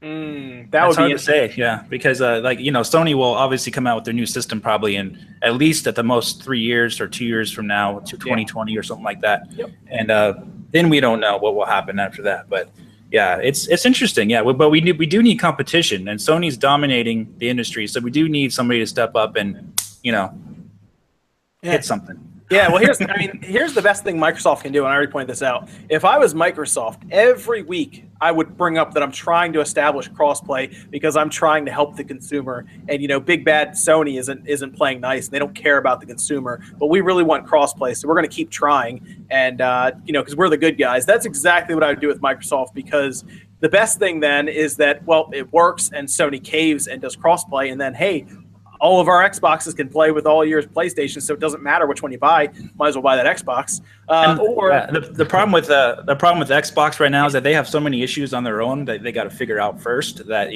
for them focusing on crossplay, I think they need to get those exclusives going first and get their attention on their brand, and then really push that crossplay, in my opinion. Sure. Oh yeah. That's just a leg up they have. They have a leg up with that. They have a leg up with the fact this is something else they need to really do.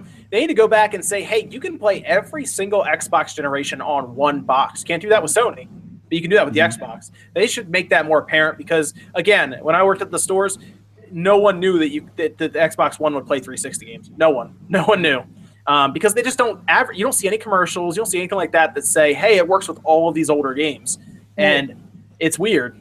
Remember when those official numbers came out and it said 2% of everybody who owned an Xbox One ever actually put an Xbox 360 game in there, which is crazy when you think about all the millions and millions of units. There's theorized to be 35 million units Xbox Ones out there. So maybe a million people are like, oh, what the hell happens if I think people just like knowing, you know what I mean? They just like knowing that they can. Like, are we really going to play all these old games? Maybe once in a while, but like, just cool to have that as an option, I guess. Mm-hmm. Yeah, it's more value for your money when you buy a system. You look at it that way. Like, you can say, I'm never going to use an ultra high def Blu-ray in this Xbox One S, but it's nice to know it can do it because that PS4 can't. Right. Just something like that. By the way, I looked at prices on those things. They're still like $200 for one of those things at Walmart. So that's actually a pretty good value for that on the S. Wow. I was standing in line next to this guy while I was waiting for Skyrim VR. It was like an hour and a half wait, and I was standing next to this guy, and we ended up talking about MechAssault. We were talking about our favorite original Xbox games, and he was saying that if the Xbox One really does end up starting to work with all the old original Xbox games, he would buy one today. So I feel like that's a message I wish would actually reach the ear of Microsoft. So they realize the importance of being able, make the One the all-in-one console, and people will be lining up again. Yeah. Yeah, and I'm going to be very curious because apparently the Xbox One X is the best-selling Xbox One, right? That's what they said. Like it's sold out so fast, it jumped ahead of the PS4 Pro on Amazon. What that actually means, who knows, because there's no actual numbers involved. It's just like, apparently it's a mixture of like numbers sold, really how many sold in a short period that like change the charts around. So you can't just say it has, this many more because it's like 20 spots ahead. There's a lot of factors to go into that. But it looks like there's interest in a very expensive system, an Xbox One X. More so than really any interest has been with Microsoft in the past year, I'd say. But the money they put into marketing that thing and in general, bringing it up constantly, really sacrificing almost a year of sales, if you consider that, to get to this point. Because the Xbox One, that thing definitely started to bomb. I mean, it's lost MPDs to the Switch at this point, which does have that supply constraint.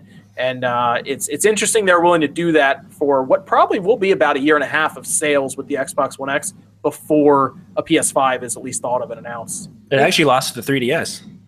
Oh, gosh, that's right. That's right, because it fell out of the top 3. Oh, no.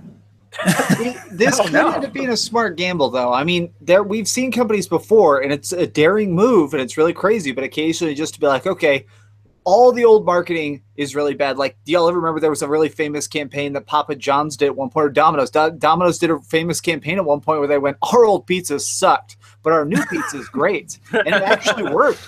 By them joining the forces with the consumers and agreeing that their products suck, they actually got fans back on their side, and the company is now making a hell of a lot more money than ever. So maybe Microsoft needs to be like, you remember that original Xbox? All right, here's the Xbox One X. I don't know. I tasted their new pizza. It doesn't taste as good anymore still. You just sound like I'm the one guy who thinks, bring back the Dookie on crust. Did they even change it, or did they keep it the same? No, I think they legitimately changed it around. See, I wouldn't have even changed it. I would have just left it the same and just said we changed it. With now half the cheese. Yeah, right? Oh, man. That's great. But, about Xbox One X is that I think a lot of the original owners of Xbox One were, looking forward to this system since 2013 because they knew that PS4 was more powerful since day one and less expensive. So now they have something to go to and maybe upgrade to. So I think it's the most pre-ordered Xbox ever, Microsoft says. So I think the fans are excited for it, for Xbox fans. It's also very telling to be the most powerful console on the market. Yeah. To be able to say that, hi, we're Microsoft. We have the most powerful console on the market right now. In the universe, that's what they say. Just really blow it up, seriously. Right. Them getting the mic real close and being like, the most powerful console of all time. Yeah. Exactly. They over sensational, just put this big sensationalist act on where they're like. But that's what it feels like they're kind of riding on, and it makes sense for the Microsoft audience. They've always been a very powerful console. They've been a console that's been always aiming for the best in performance, and it was honestly very surprising for me to find out that the PlayStation 4 was going to be more powerful than the Xbox One when those two were announced basically together. That was shocking. And so to hear that the PS4 Pro exists and the Xbox, they made that half generational console step or whatever, it was very unusual then, even more so for them to double up on that power.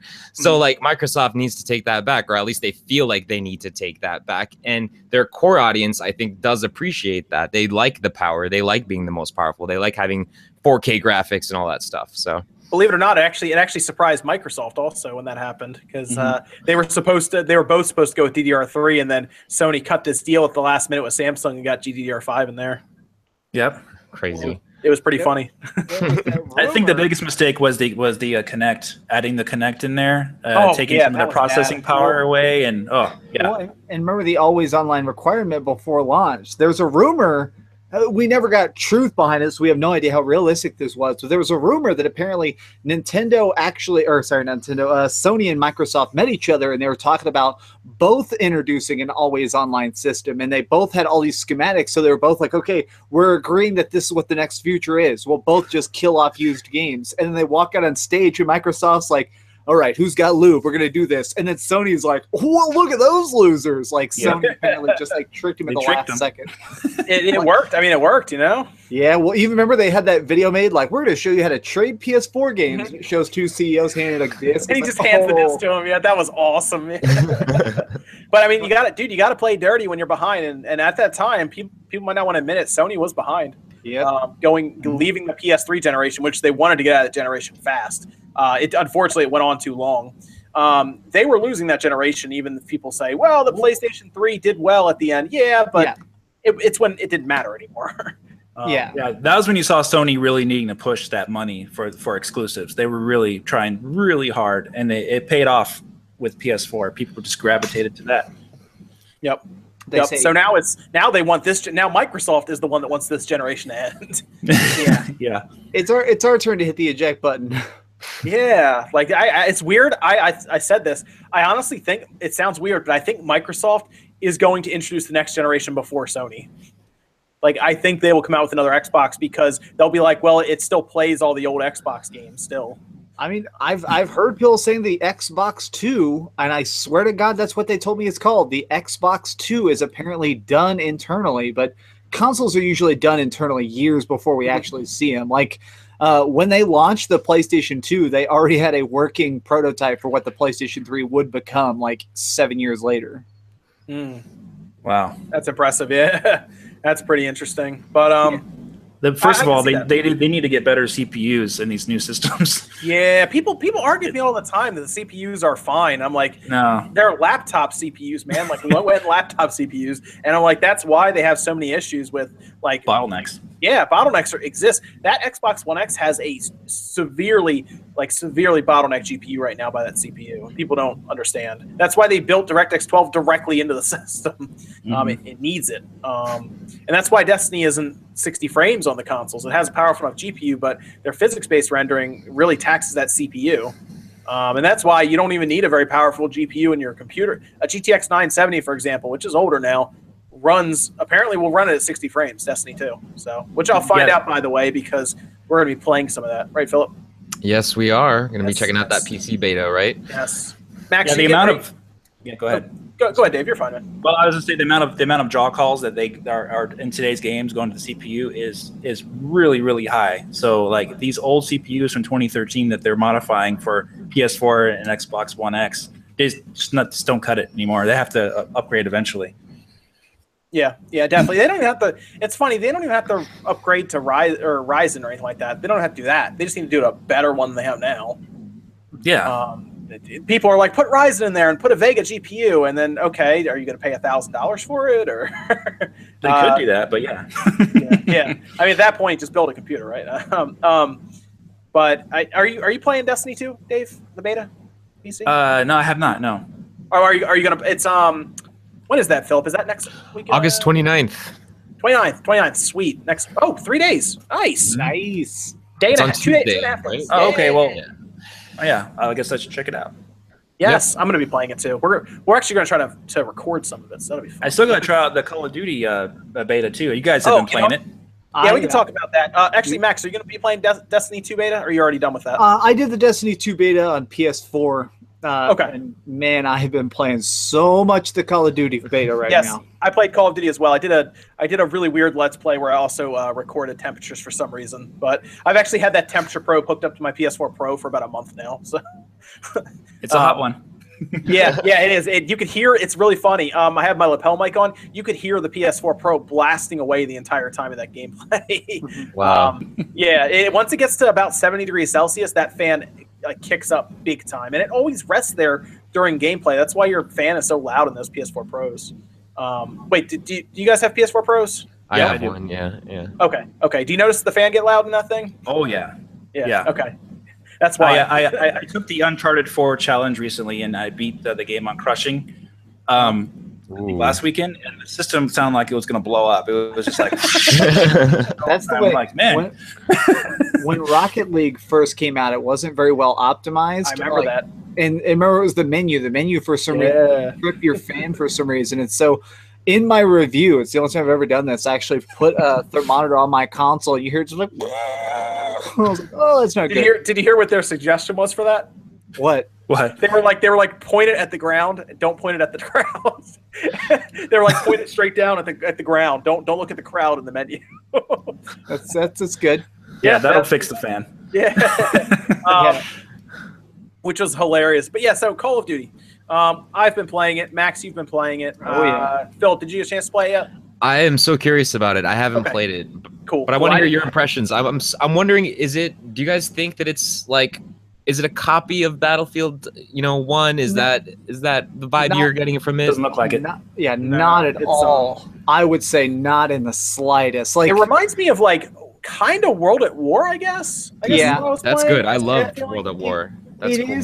The weirdest thing to me is it is super serious. Even in the multiplayer, I guess that's kind of what caught me off guard. Is like I've grown so used to being able to slide. Like you can't slide. Of course, there's no jump jets. Like when you press like the slide button, your dude just like throws himself on the ground like Nazis.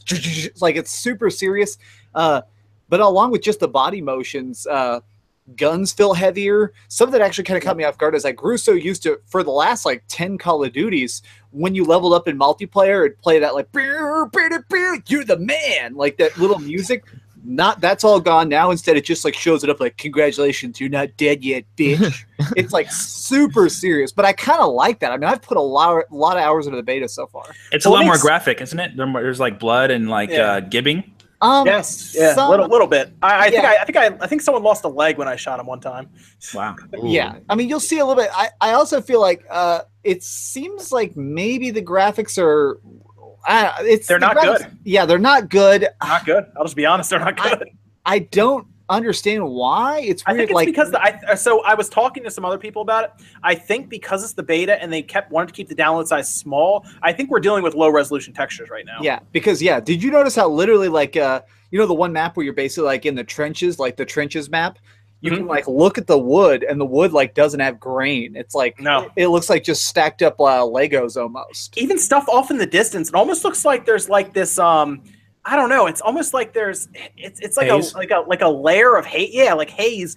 And it just doesn't look very clear far away. Maybe they're going for that gritty look. Yeah, which is weird because right off the map, like where you can't get to, there's always crazy stuff going on, and that's super high resolution. There'll be like bombs going off and planes flying over, and that all looks great. But then stuff on the map will look like you'll see like a bunch of stuff that's supposed to be gravel, and it almost just looks like a mud slope. It's weird.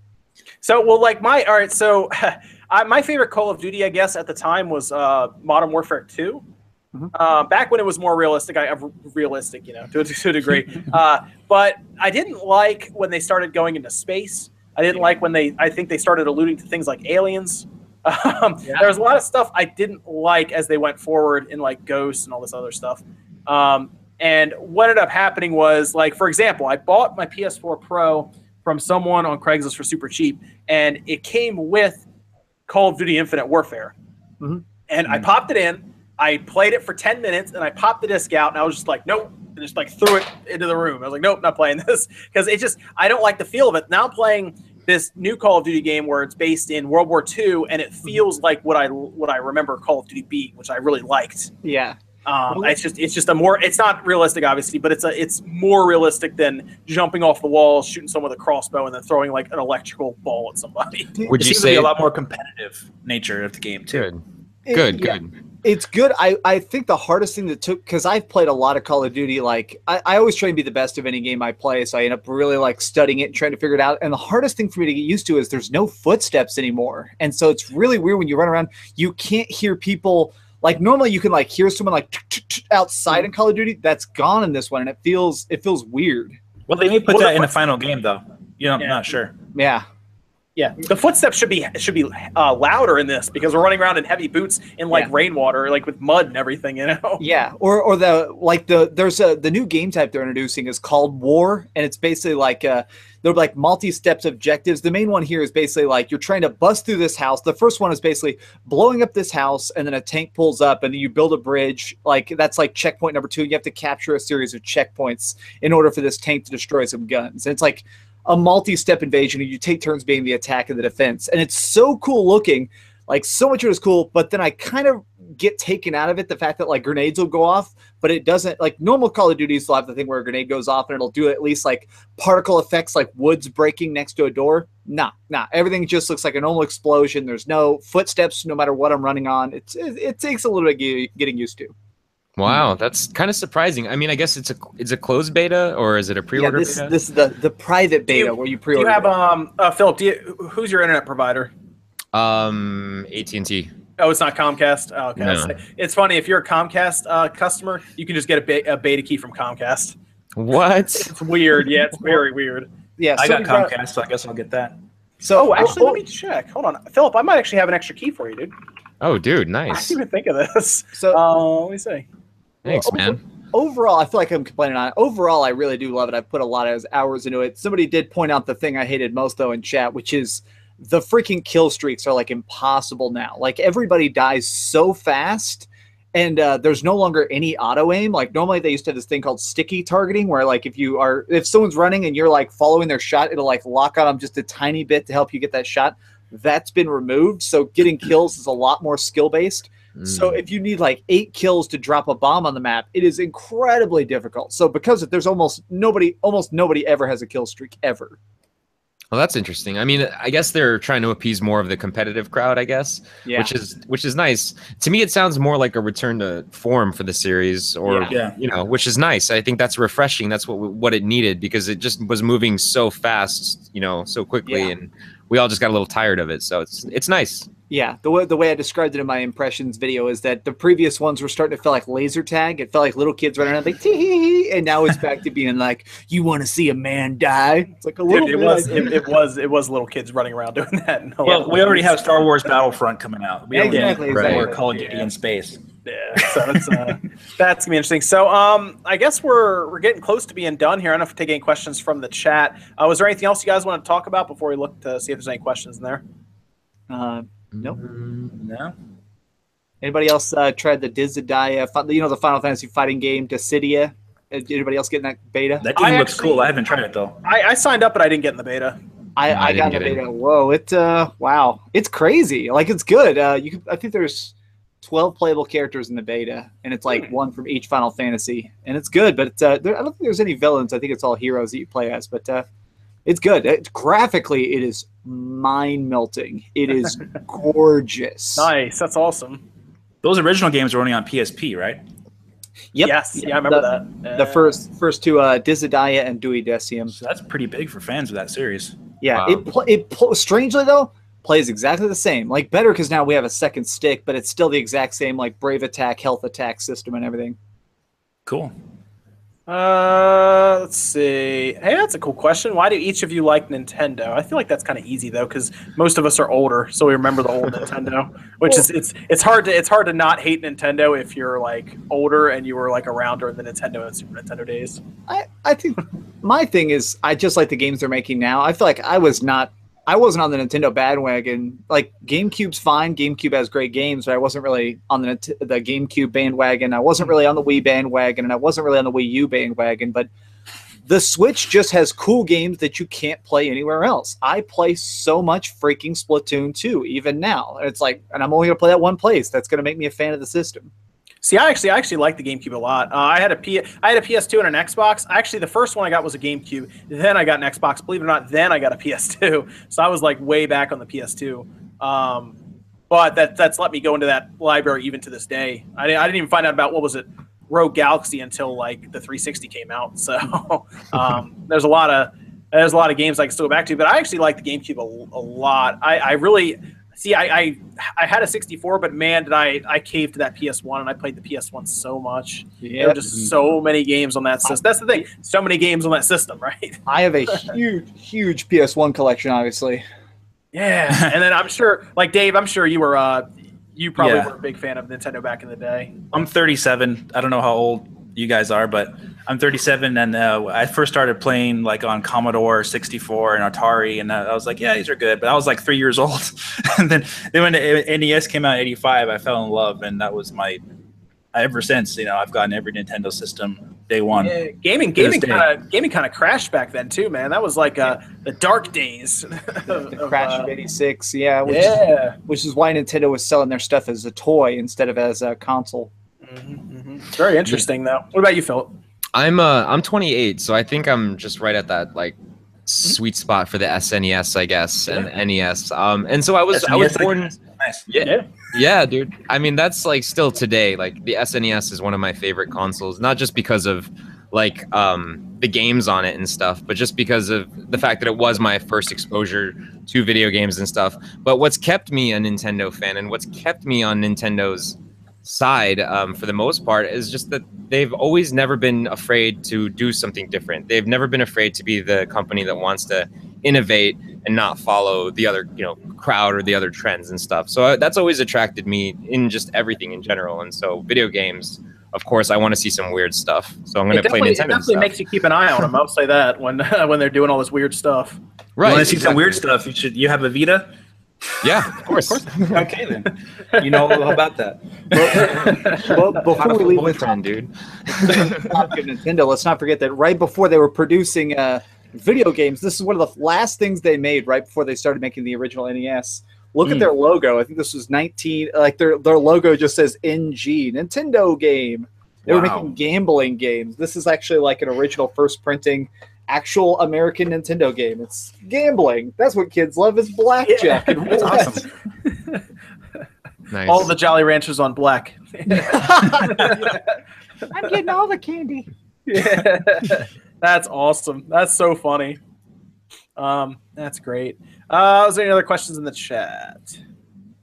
No, Dave already explained what's going on in the beginning of the video. Yeah, just rewind it. Yeah, he already explained. He picked out moderators, and we're mostly all waiting for an announcement. That is all. So yes. Yeah. When do you think a Nintendo Direct will show up? I mean, we're actually overdue for one right now. Believe it or not, we've been overdue for about a week now, I think. So I don't know. Maybe I don't even know when Nintendo Directs usually happen at this time. I feel like it's usually in September at some point. So I assume maybe second or third week in September. Although who knows? They announced Nintendo Directs on Monday for like Wednesday. So who knows? Batman and Guardians, yes, those are technically coming to the Switch because one of their developers, spokesperson, whoever, said it's all showing up on the Switch. So it is happening. Those are cool, pretty games, yeah. Yeah, and they're like the least demanding engine ever. I mean, some of their games run on cell phones. Let's see. Well, Injustice 2 looks pretty good on cell phones. I mean, if they can do that, Yeah. Luigi's Mansion. Yeah, Luigi's Mansion would be cool. I wouldn't mind seeing that come over, but I have a question about you. I have no idea what's taking Yooka-Laylee so long to come out on the Switch. It almost doesn't make sense for them to even bring it anymore because it got kind of beaten up by reviewers. Wait, you reviewed that, didn't you, Max? Yeah, I think I gave it a 6 or a 7. Yeah, it got beat up by a lot of reviewers. I will say that. What was the main problem with the game? So a lot of platformers like that, they work on a thing where you have 12 worlds, you usually have like 10 or 12 worlds, and it keeps things varied up. The way they tried to do this to save budgeting is there's 5 worlds that expand. So every time you go to a place, it starts out as this teeny tiny little map, and you solve a couple puzzles, and you find these pages, these living pages. And you like the puzzle pieces in Banjo. Yeah. You basically choose to buy the next world, which is like 10, or you can choose to upgrade your current world, which is 5 pages. And you need all the pages eventually to beat the game. But it ends up making it where you have to go back and stay in a world. You always end up staying in a world a little bit longer than you want. Yeah, and they left. They basically took the Banjo-Kazooie formula and didn't try to do anything to change it, really. Yeah. I had a lot of problems with the controls occasionally, too. There's like a slight delay on the super jump. You basically like hold crouch and he goes on his tail, and then you press like jump and he does like the super backflip. And there's a couple puzzles where there'll be like flame torches flying at you, and you have to perfectly do it several times in a row. And there'd be times where I literally did 9 perfectly, and the 10th one I screwed up. And it's like, oh my God. Yeah, I think if Nintendo bought that company or made them, that their own game with it, it could have been a lot better, probably. Yeah. Okay, so somebody was asking this in the chat about NBA 2K18. So Friday, I've already talked about this a bit. Friday, the Nindies at Night will be in PAX West. So if you're out there, you might as well go because it's open to the public. But they're going to show off for the first time on the Switch NBA 2K18, which everyone's really curious about, and they're going to show off Rocket League there. Mm-hmm. Those are the first time we've seen either of those in motion or played at all on the Switch. So, and a lot of times, I remember they do this most years, but they usually, a lot of times, something new gets announced there for the indie market. So we might see some new indie stuff. I really want to see Golf Story. I keep talking about it, but I haven't seen anything new about it. And it's going to be interesting. They're going to do a live stream. I'll stream it for fun, but they'll do a live stream where they talk to developers and do like deep dives on some of the games, which will be cool. Stardew Valley will probably be there, but they're in testing phase right now for Stardew Valley for co-op on the Switch. Which I'm so freaking hyped for. You actually might, this is really funny. I kept bugging them, and they actually sent me a message back. This is actually really funny. We may see the announcement very close to release date. So they'll announce it, and it might come out like 2 weeks later. Oh, yeah. It's like that, yeah. But they are in testing right now. They just don't want to get ahead of testing. They don't want to say a release date before they're sure everything works. Apparently, co-op is taking longer than they thought it would. Yeah, well, and testing is always such a freaking ball of noodles. I had a friend who did testing for Gearbox for a couple of years, and he talked about there was a time when they were just about to launch Gears of War. And one of the final tests he was doing was, okay, if I'm loading like checkpoint 3 from checkpoint 1, and he basically was doing every combination, he discovered that if you went from the last chapter to the first chapter, it would crash the game. And they ended up having to like redo a bunch of stuff at the last bit. Like, oh God, we destroyed our whole game, redo everything. This is a question in the super chat actually from Mr. I'm going to attempt to pronounce this name. Mr. Gintama 96. Are you planning to have RGT 85 in future live chat? Yeah, we'll have Sean. We'll have Sean on. We've had him on before, actually. Yeah. We'll have him on again, though. He's a cool dude. Sean Long, he's a cool guy. We'll have him on in the future. Hopefully, I think his AC's fixed now. I'll have to find out. But we'll have him on again. There's a lot of people we like to have on here. For Shane, too, yeah. Shane, yes. We'll get Shane back on here, too.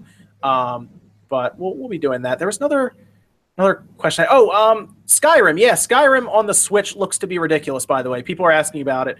Yeah, that, believe it or not, might end up being, minus the mods, the best version of Skyrim to play because it's portable. And it looks like, from a lot of the videos that I've seen, it looks like they're using the special edition textures and lighting and stuff. Did you notice that, Dave?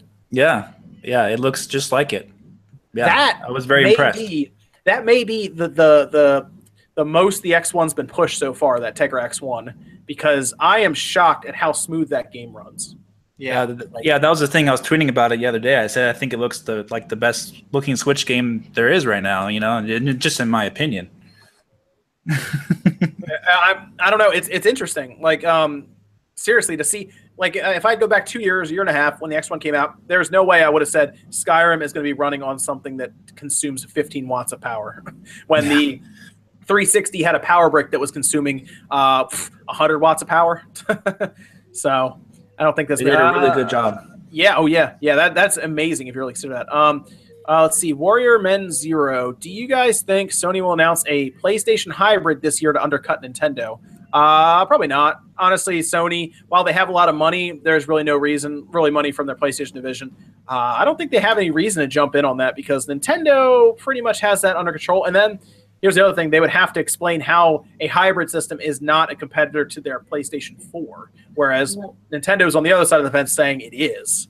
We could end up just seeing something like, I wouldn't be totally blown away if the PlayStation 5 is a Super Vita. Like, it just seems like we're entering a weird space that as consoles get more tinier and more power efficient, if it can be a handheld, why not be a handheld? That's a very good point. Yeah. I mean, how many of these systems do you think are really going to look at 8K as being needed right now? I think they're going to conquer 4K, and then they're going to look at possibly convenience factor, because really, honestly, at this point, convenience is massive to a lot of people. I mean, some people see it as a bigger deal to have that system portable than to like reach 4K visuals at this point. Well, dude, you just announced a new Xbox game, Conquer 4K.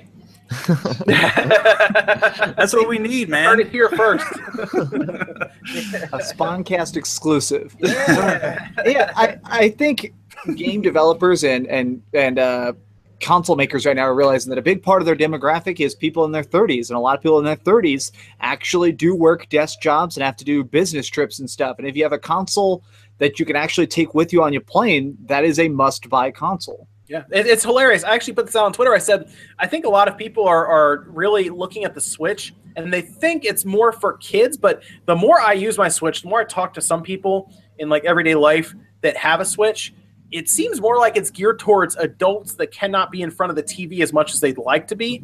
And it's something you could take around with you in the house, or like you said, Max, if you're going somewhere, like if I'm going to a convention, the Switch is going with me. Like I'm not going to be like, how am I going to get this PS4 hooked up to a hotel TV? Dude, I'm going to. I went to a convention last week, and I went to 2 conventions this week because I'm a madman who hates sleep, apparently. But I went to this giant convention here in Dallas that's like a big anime and gaming convention called A-Fest, and I brought my Switch, and in the hotel room, we're like, I was hanging out with these guys dressed as Power Rangers all night, and they had these shot glasses, and so we ended up doing like Power Ranger shots. They're like, let's do Drunk Mario Kart, and so we're playing Drunk Mario Kart. I'm like, yes, I'm glad I could just literally toss a tiny little dock, get my tiny little console, wrap it in a shirt, and literally in 30 seconds have this console ready to go, like, and play it all weekend. I would love to get a poll of the age group for people who are buying the Switch. I think it would be more. I think people would be surprised at how that graph looks when we get it back, for the people who think it's more kids that are getting the system. I think it's more adults buying it, but I do fully believe it was 100% from the ground up designed for kids. I've been playing it a lot with my niece and nephew who are 7 and 9, and they've taken to it like a fish in water. Like they've never played a game console before in their life, but they've grown up playing cell phone games. And so there's so many small conveniences, like the tilt controls in the controllers and stuff, that like are fully, I mean, they instantly pick it up. These kids are playing Mario Kart like super hardcore, like don't mind doing 20 races in a row, and they pick it up. They don't know the characters' names, they don't know the tracks, but it's so intuitive to them. It's very clearly designed with kids like the cell phone generation in mind. Oh, sure, I understand that, but the fact that it has such a good attached rate to adults at this point, I think is either it's an accident or they were just designing the Switch to be for anybody, like anyone. You know, I mean, technically, you're buying a game system, a TV, 2 controllers, and a way to hook it up to your actual TV all in one for $300. So I think that's kind of impressive. Really consider that. If you're going to go to E3 next year, you definitely need to take something like that with you to wait in line. Those lines are rough. Yeah, that's the thing, man. I can't believe they raised it to it. They might be raising it to 1 million subscribers. 1 million? I will not be able to go over that. I asked the guy 4 separate times, be like, to clarify, 1 million subscribers. Like, yes, because apparently they just had so many people. Just so many people trying to get behind the scenes access this year. Now they're really opening up the floodgates. They're like, we have to put the bar high enough that we're not going to spend all day just having like 50 PR people standing behind a curtain. Yeah, that kills me. That kills me inside. It's nuts. And it's one of those, what do they call it, the moving goalpost, where finally decent sized YouTubers like, yeah, we can do this. Oh no, it's way up there now. Yeah, I don't know, man. I hope that's not the case. I hope they kind of maybe fold on that a little bit, because it seems like, for example, Nintendo Life would get no backstage access. There are people who cover a lot of stuff like PS4 and Xbox One as well, but the fact that I would say a lot of these YouTubers are definitely below 1 million. Even Game Explain, like I said, it's below 1 million. So yeah, that would be tough. And that's definitely, well, even thinking about giant personalities like Greg Miller and Kind of Funny Games, their technical channel only has 250,000 subscribers, even though a lot of them have like 1 million followers on Twitter and they do all this giant press stuff. They're technically smaller potatoes YouTubers. So if that's the only yardstick, they're not going to pass it. I need to get a set like that. I like their set a lot. I need to get a set like that. It looks really official. Big round table. Yeah, well, they're like, their set is really nice on their Kind of Funny Games. Well, I love the giant screen, the screen that constantly has different slightly shifting backgrounds, to different like wallpapers they've bought the rights to use. It's really good. Yeah, I need to do that. I need to I guess rent out a studio. I don't know how that works. I don't know. Right. I need a Patreon their size before I do that. Yeah. Oh man. Cool. I guess we're done then. it went about 2 hours. Yeah, about 2 hours now. So let's go around the table here. Max, where can they find you, man? YouTube.com/Dreamcast guy. I just broke 70,000 subscribers, so definitely check me out. Right here. I put up a video. I just put up 2 videos yesterday. I got to play the Skyrim VR, and I talk about why it's actually trash. And I put up a video talking about my full hour with Evil Within 2 and how it's blown me away, and it's now my most anticipated game for 2017. So if you want to see something, go check those out. Cool. All right, very good. Philip, where can they find you, man? Nice. You guys can find me here on YouTube on youtube.com/Philip Mewson. You can look forward to my Mario Rabbids Kingdom Battle review, which I'm going to be posting on Monday, 8 a.m. Eastern time. So definitely check that out if you guys are interested in the game. And also on Twitter, twitter.com/Philip Mewson as well. Cool, cool. And then Dave, you're making your comeback, right? Yeah, soon. Comeback's happening. Yeah. You can find me on YouTube, Super Middle Dave 64, and at SMiddleDave 64 on Twitter. And I post news, breaking news a lot. So I suggest you follow me on Twitter. Yes, You'll get really quick updates on breaking news. Yes. You guys are going to want to follow Dave in the Yes. next couple of days. He's got some really cool news coming up, some big things happening. So some big live stream is happening. So let's make see sure it. you're keeping an eye out for that, because it's going to be, in Dave's words, controversial. So I'm not giving any dates, but it's going to be soon. So right, yeah, just keep an eye out is what we're saying. Keep an eye out, yeah. Yes, keep an eye out. So, but yeah, guys, that's someone likes my setup. Don't change it. I got to make it look really, really professional. That's it. That's it for tonight, guys. Thanks for joining us on SpawnCast. Despite there being like the fight of the century, that I'm going to tell you now is not going to be that good. Yeah, one person's going to run the other person around the ring for a little while, so everyone gets their money's worth, and then they go to a decision, and someone gets their hands raised. That's been doing it for quite a while. We'll just say that. Thanks, Hey, guys. what round are you guys going to vote for? Oh, they're going to finish. It's just Mayweather will do his usual, dance around the ring, and he'll win by decision. That's okay. What I don't think he's going to knock him out. I don't think so. But it's going to be kind of similar to what happened with Pacquiao, I believe. So that's my thought there. Or maybe, I don't know, maybe McGregor kind of gets himself tired out and maybe he does get knocked down. We'll see. But those are my thoughts. Why, did you guys have a prediction on it? I don't. I did see a really funny Twitter video though, and it says what we were in for tonight, and it shows these 2 really skinny guys in black. It's like old black and white video, like clearly a really early Boxing Days, and this guy comes out with these skinny little arms and is playing techno. It's like it's like just dancing around each other, and no one's actually hurting each other at all. Like, yep, that's what you're gonna see. Yeah, I think just watch out for round 3. If it ends in round 3, then something's up. Oh, yeah? Okay. The fight is fixed type thing, Yeah. That way, then you get a big rematch and everybody really wins. Yeah, watch out for that. So they're already getting massive amounts of money, aren't they? So who cares? Mm-hmm. Yeah. Gosh, what are you thinking, Philip? I don't know, man. I was really just kind of disappointed with the last big fight. What was it? It was Manny Pacquiao and Mayweather, right? So that was like the big one they did. He also fought someone else that wasn't very good either. Everyone was so amped up about that, and then it just turned out to be just a really big disappointment. So I'm not even hyped up about this good. right now. That's a good thing to do. Just check out of it completely, so you don't be disappointed. Yeah, I wish you were live streaming. I wish I could watch you watch it. That would watch just seeing Spawn Way, be like, oh. I tune into that for sure. Yeah. Oh man, that's great. But yeah, thanks for joining us Saturday night. We'll do it again next week, 9 p.m. Eastern. It's that 6 p.m. Pacific. Thanks, guys, and we'll see you next time.